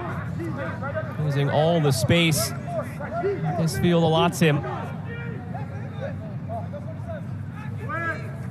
Launches it, not far enough. A second crack at it. If you're Louisville, this is where you can take the advantage. Pitt has struggled on set pieces this season. Remember their game against Syracuse, conceding a set piece goal.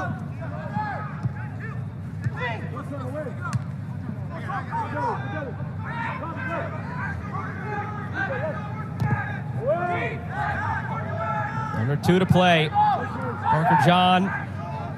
It's on the road. Tried to work it through. Almost got it there in the end for Parker John, who was lurking on the backside. This game is still scoreless, due in large part to Alex Svetnoff, who's matched a career high with 7 saves.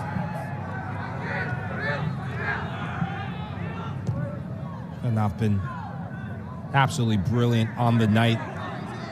In the first half, it was his aggressive play off the line, anticipating through balls, and in this half, he's shown great reflexes to keep this at bay. Mayfo. Big Tosa spinning, looking for it. Back out to Mayfo. There's Svetnoff. Again, tying a career high with 7 saves. Might be asked to do more into the final minute now.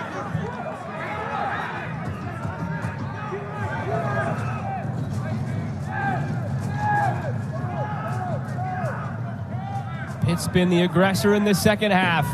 Get the sense they're going to try for one more good chance. It falls through. Thorson lost his footing, and he's called for a handball. Just as I was saying, you expect one more chance for Pitt the way the second half has gone. Nearly the moment. Lost his footing on the turf, handled it, and that might do it for regulation. Thought that was the moment, the ball to perfection. And it puts Louisville on their heels because it's an early service. They're running back towards their goal, one of the few times they haven't been set. And it just epitomizes the fine margins that have lacked this half. We'll take a closer look at that handball as the horn sounds. Parker John has largely been kept in check on the Louisville side. You wonder how much of, or if we'll see Gage Guerra for any length of time in this overtime. Played 21 minutes on the first half. Saw him for about 18 minutes in the second half. In his return from injury last game against Wake Forest.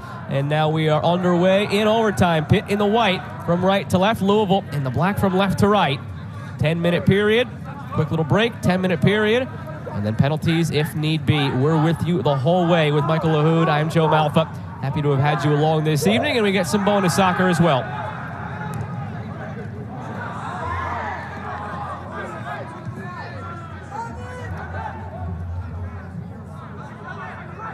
Last overtime game for both of these teams came in the NCAA tournament last year. For Louisville, it was when they were bounced by Western Michigan.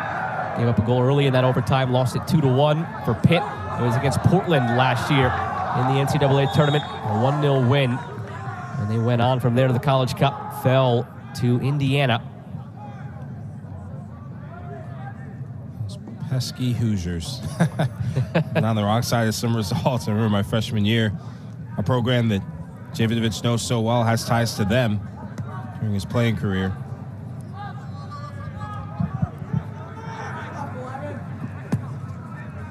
Carter to beat this Louisville press.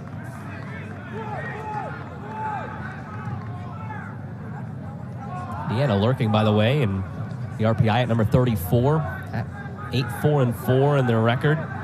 The tournament team, as is customary.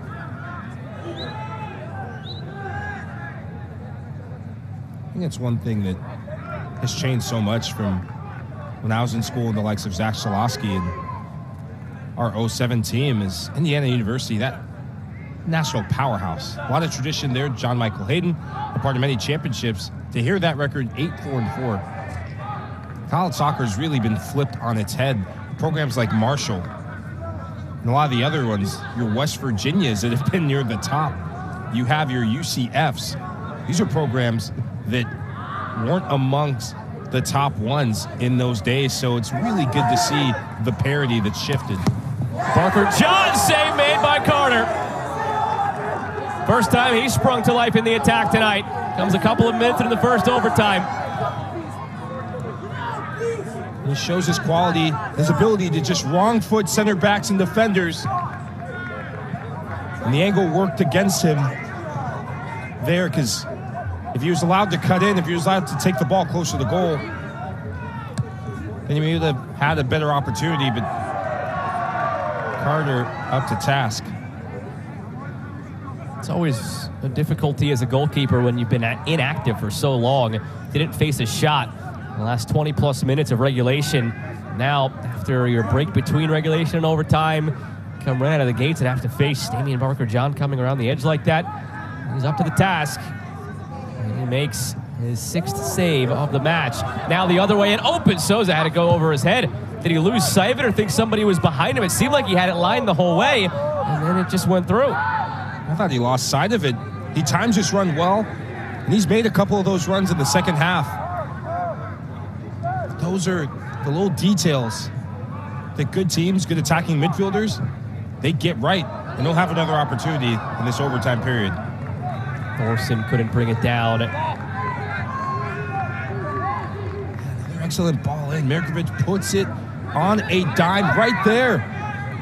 He takes his eye off of it. Gets his angle wrong, and maybe he thought a teammate was actually behind him, because he was really surprised he was that wide open. In the end, it didn't even look like he efforted for the ball. He just turned around to see what was going to happen next, but there was nothing. There was nobody there. Is that on Feitosa not being aware, or is somebody behind him have to give him a shout? A combination of both, but I really think it's down to the attacker.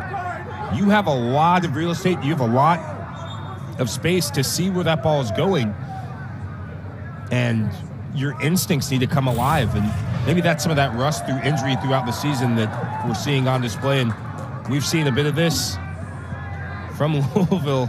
Mirkovic taking a couple lumps. It's got to be the 4th or 5th foul on him this game. And LaBelle picks up a yellow card for it. First yellow doled out on the side of Louisville. Remember, Mercado, Mayufo have yellows for Pitt.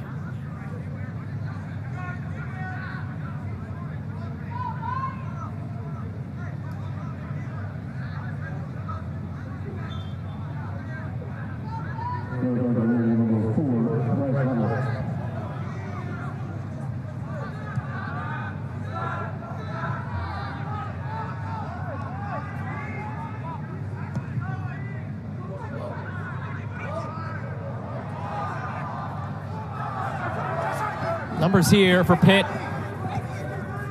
Cut back, lofted for the back post, and it's grabbed again by Svetnov. Sullivan made the wrong decision. Excellent first touch, using his body to create that separation.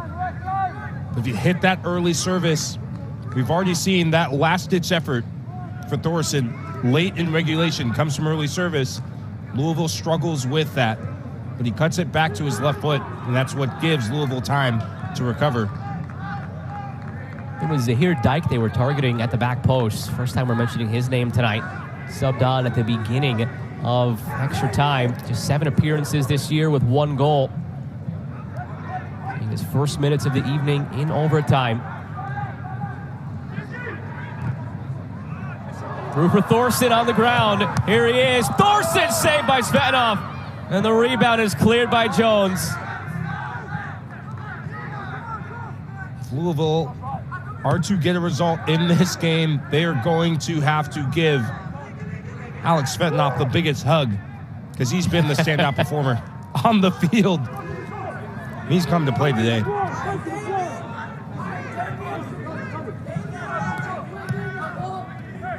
To show him all the love if they get this victory. Parker John, the C's part. Parker John denied for the second time in overtime by Cabral Carter. You said you thought it would open up a little bit here in overtime, and sure enough, that's what we've seen, Michael. Petosa with an inch-perfect pass, but yet again, Pitt choosing to go for power. Thorson, he lashes that one in. The shot right at Svetnov. If you're Pitt, you're going to have to start picking those bottom corners because that's the only way you're going to beat a keeper like Svetnov.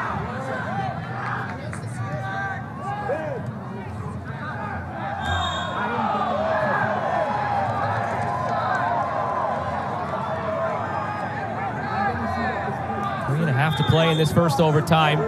Quick little break, they'll change ends. We'll get going again for 10 more minutes. Penalties still lurking in the distance.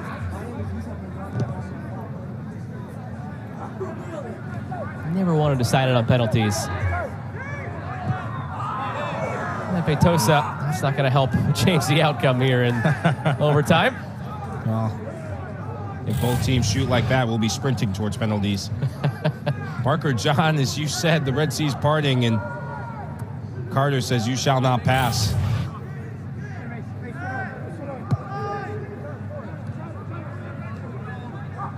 Tanafu.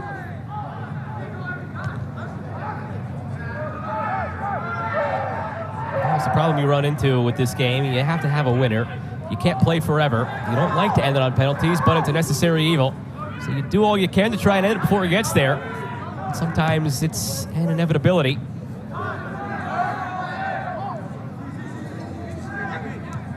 Late on in a match like this, it's going to be in transition and little things like duels.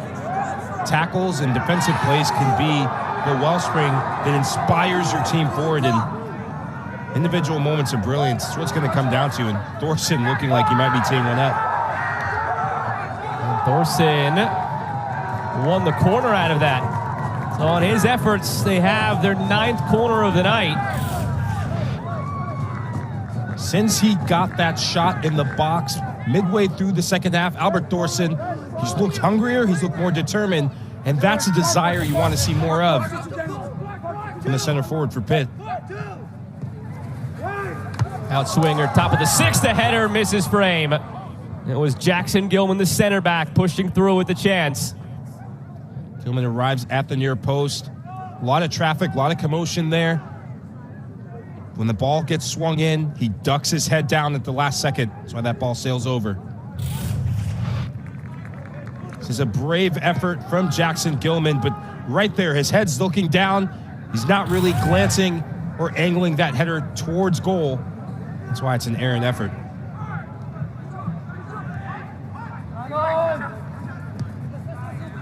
Remember, statistically speaking, Louisville needs to win that shot battle. They have not won a game this season when they lost the shot battle. But in the regular season, you didn't have that added wrinkle of possibly penalties and getting through that way. They were 9-0-1 when they won the shooting battle. Went to the end line again by Thorson for a goal kick.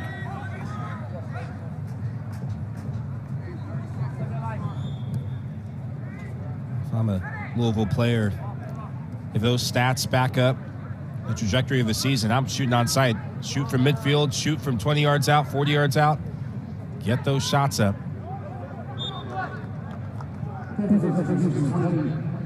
Historically, in ACC tournament play, Pitt is 3-0 in overtime matches. Louisville 1-5, but their one win came in that 2018 ACC tournament when they went on to lift the trophy.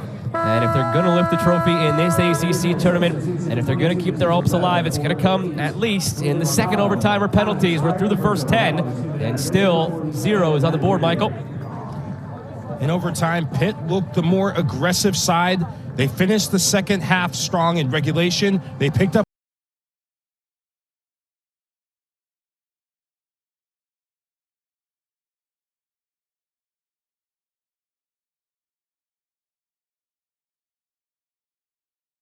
$10 minutes to produce a winner. Otherwise, we're heading to penalties.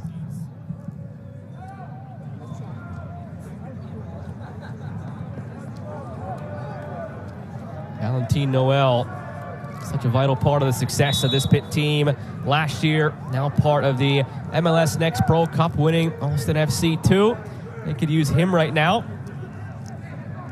I know a lot of MLS clubs that could say the same, and I think he could be pipped. He was MVP of that cup final this year for Austin FC 2. He could be pipped for some first-team action. I hope it's with the Verde and Black, because he's deserving of it. The second overtime now. Maxton has produced 28 shots, 15 on target, but no goals. And as a result, no winner or no side ahead just quite yet. Parker Forbes lost it.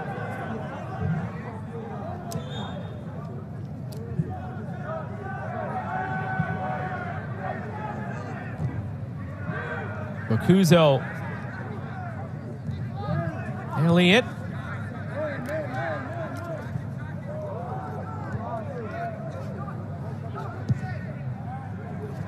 Driven long by Gilman almost. Kind of streaking McIntyre up the left wing. Now it's played that way, but too far out ahead. Svetnov will wait for it. Svetnov calming things down, knowing that this is such a nervy moment in the game. We were less than 10 minutes away from the pressure being ratcheted up one more notch. And he'll have a big say in it if it gets to that moment. Such lofty goals coming into this year for Louisville. They thought this was the group, they thought this was the schedule that would produce a team that would not only make it top 10, top 5 in the rankings, but have that staying power. Come tournament time, be one of the teams with a bye through to the quarters and maybe make a run. Hasn't quite played out that way. Now it's Parker John. He goes down. Corner one, only their second corner of the night. It's quality defending from Jackson, Gilman, Barker John. When that ball gets flighted for the diagonal, he nudges Gilman to create that passing lane for Quentin Elliott. And then as soon as he puts his arms out, it's a direct Elliott to play that ball early, but Gilman not biting on the fake for Barker John. He wants to cut back to his left foot for the shot.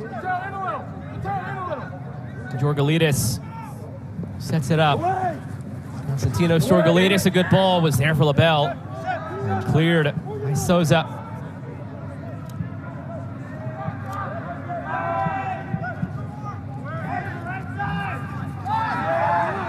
Georgalides. Barker John. Damian Barker John whips the ball in, a dangerous one, and it's over the line! The center back, Mason Tanafu, guided it into the back of the net, and Louisville on the road is ahead. There was a growing sense of urgency about this Louisville side when they got this set-piece opportunity. Pitt a bit slower to draw over to that left-hand side. Keep an eye on Damian Barker John. When this ball's here, he peels off, and he wants that ball to his boot. And when the ball comes from Georgalides, he has an intention about it, drops his shoulder, and now keep an eye to this far post. It's Mason Tanafu that gets on the right side of Michael Sullivan. If you're a fullback, You have to get your positioning right. Sullivan's there just a second late, and that just is a punishing blow for the Pitt Panthers. An absolute ecstasy for Louisville. They were playing for one opportunity. They had survived the melee of the first overtime period, and now they're in front from a center back off of recycled set piece play. The most subtle of touches from Tadafu, the greatest of impacts for his first ever goal as part of the Louisville program, transferring over from Hofstra. Referees are talking it over. Is there a review of sorts? There was a point to the center, whatever the conversation was. Goal upheld, and we're good to go. 6:54 remaining now in overtime. What moment that would have been to see our first video review. Now it's Pitt who has to get it back. Ifo whipped in. McIntyre falls for Sullivan. Thorson, the Scorpion effort, out for a goal kick. It's been one of those nights for Robert Thorson. This ball gets whipped in. He reacts quickest, and it's always going to take something extra special to connect with that. You see the arms go up, no one giving him a shout.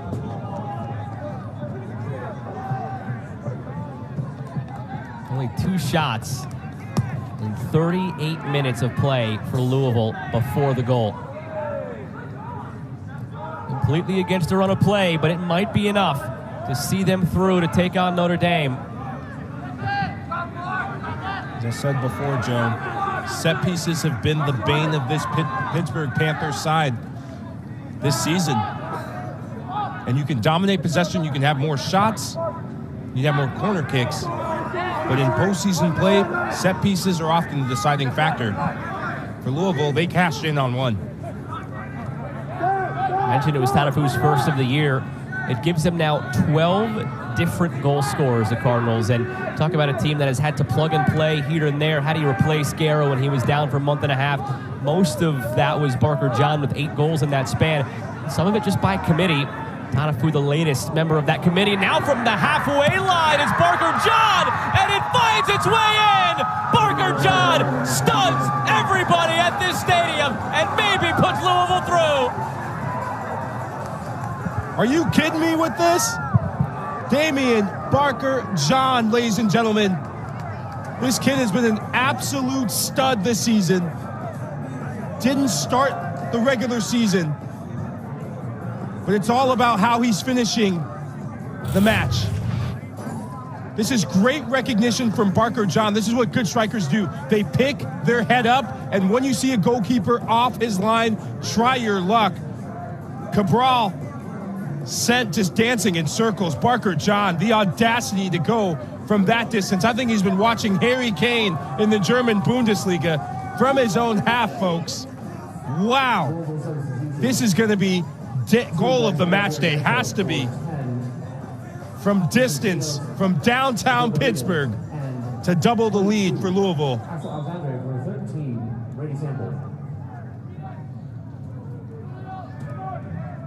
And the elation that ensued. 2 goals, a minute 50 apart.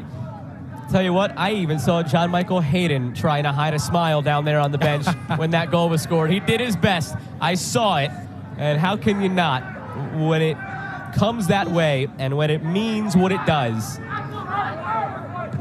When the ball fell to him and he took a couple of touches. McIntyre to get one right back and put in!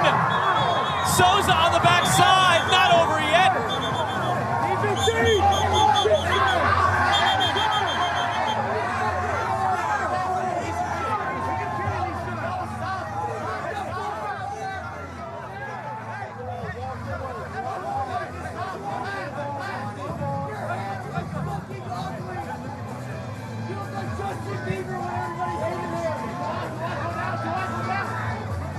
We'll have to figure out what cards might be doled out in the melee that ensued. But wow, Louisville was still celebrating the stunner that was from Barker John. Pitt gets one back. This diagonal pass is one they've been working on throughout this game. First touch, excellent. The finishing wasn't there. Didn't have to be. And it's Joao Souza. This is why they teach you as wide players, gamble, get in on the goal. And that right there, that is what's being reviewed. The kick out by Josh Jones. That is a send-offable offense right there. He kicks Souza right in the groin. You can't do that. The melee that ensues, Pitt has every right to be infuriated by that. And the referee are going to have a big decision to make. Well, they're going to go to review. Just saw the signal. And again, it's for the melee that ensued. Don't believe this has anything to do with the goal. Waiting for official word on that. 3 total goals in 2 minutes.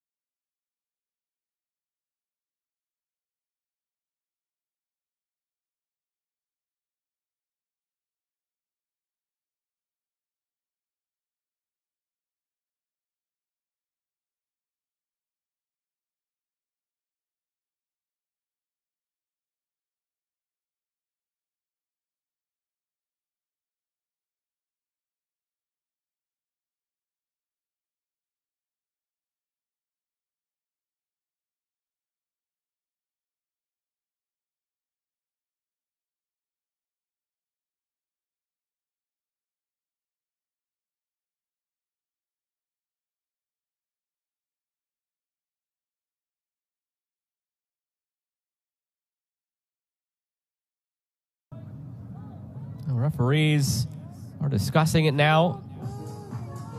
I believe the 4th official jotting something down. Well, anybody who watches the National Football League, you always know it's never a good sign when the referees are jotting something down on a piece of paper. It usually means something is going to be changed or something is going to be called after the review. And both coaches are being called together now by the referee. This reaction is going to tell you a little bit about what the verdict might be if either of these coaches erupt or have any sort of qualms with what the referee has to say. All we can do is wait.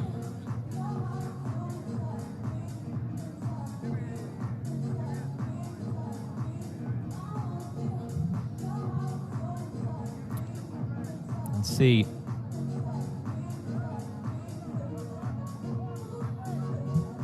Calling Tanafu over right now. Yellow card in hand, and he's reaching for the red card as well. Yellow card given to McIntyre. Yellow card looks like it'll be given to Jones. No, yes, yellow to Jones, red to Tadafu, I believe. Wow, so Tadafu, remember at the end of that, Michael, was the one you thought there wasn't really enough there. He was the one who grabbed at the end of the play next to the post. He grabbed Souza. But it's Tadafu who sent off, and it's Jones who picks up a yellow with McIntyre and Souza. I'm really surprised by this decision. If you're going to give one call, you have to lean more towards the guy who lashed out, who chose to kick towards someone else's groin. You can't do that in the game of soccer, but as you said, the referees have a chance to spot something different than our cameras do up here in the booth. So again, this is the look we have of it. One of the looks we have. Watch Tadafu at the end of this. You'll see him grab Souza. Not here. It comes way after all of this. Here's that kick out that you saw from Jones. Tadafu comes running in here, and then he grabs at the end of this Souza and kind of drives him into the post right there. I guess that's what they got him for, shoving him into the post. I think that's really harsh from the referee. If you're going to give that as a red card, you have to give the kick out as a red card as well. But those are the refereeing decisions that sometimes boggle my mind, but the referee saw something different. Someone was going to get a red card on that play from the Louisville side, and he chose Tadafu. So with 4 minutes to play, after we just had 3 goals in 2 minutes and 21 seconds, now we have Tadafu, who scored the first of those 3 goals, remember, now sent off. And with 4:06 to play, we have this game very much hanging in the balance again. A 1-goal game. Penalties perhaps looming. Pitt chasing a goal, but up a man. What this game maybe lacked for 100 minutes, it is certainly picked up in the final 10.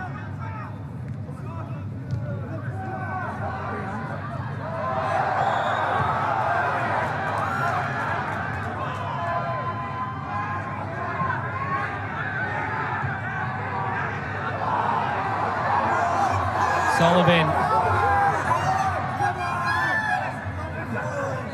out wide for Souza, looking for Thorson. Sullivan collapses inward toward it for a throw. Louisville again down to 10. Tadafu, their center back, sent off.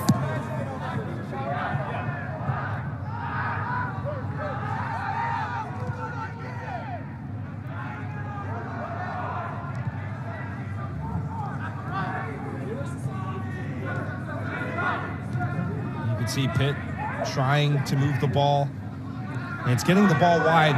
You don't want to take a service in the box from central areas. Get it wide, and right up here on the sideline, if you're Sullivan, get this early service in. Sullivan wrestled to ground, free kick coming.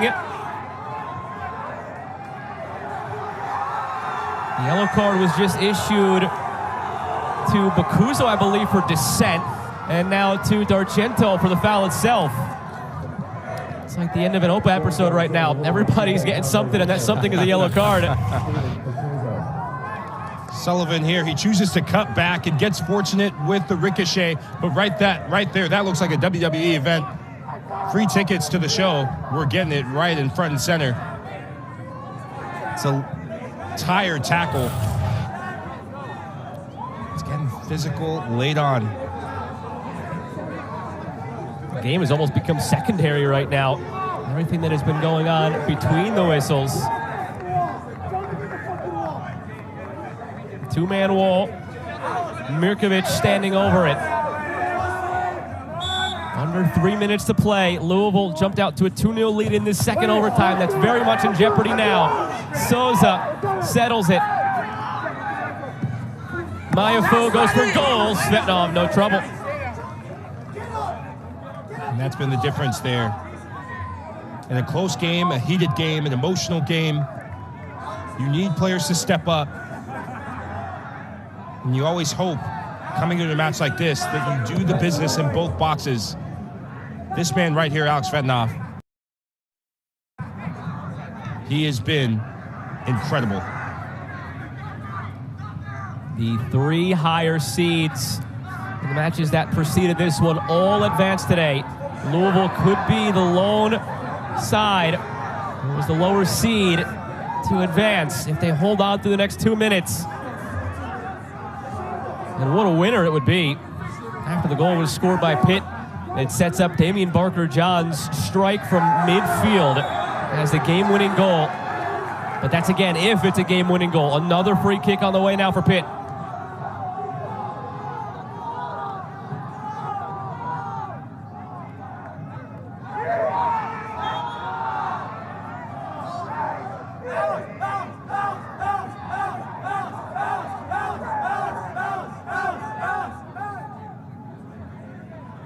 Students behind the goal reminding Alex Fetinoff of his name before this free kick.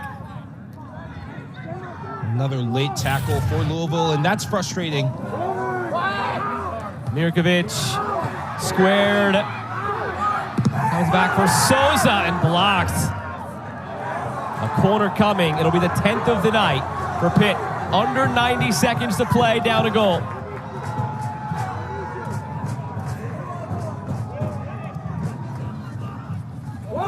Mirkovic, good delivery, top of the sixth, the header goes wide.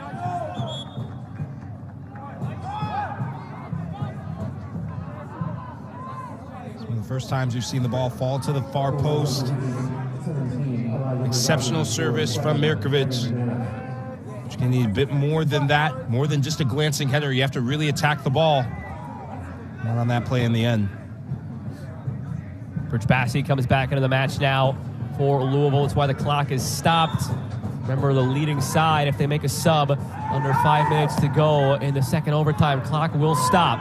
70 seconds remaining. Clear down the field. You might see a lot of that in this final minute. Bakuzo sends it down. Final minute.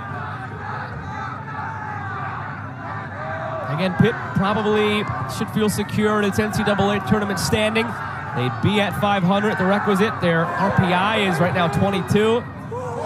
That's not the focus right now. They want to advance in the ACC tournament. And McIntyre almost got there to help that case and keep it alive. 40 seconds to play. Everybody forward now for Pitt.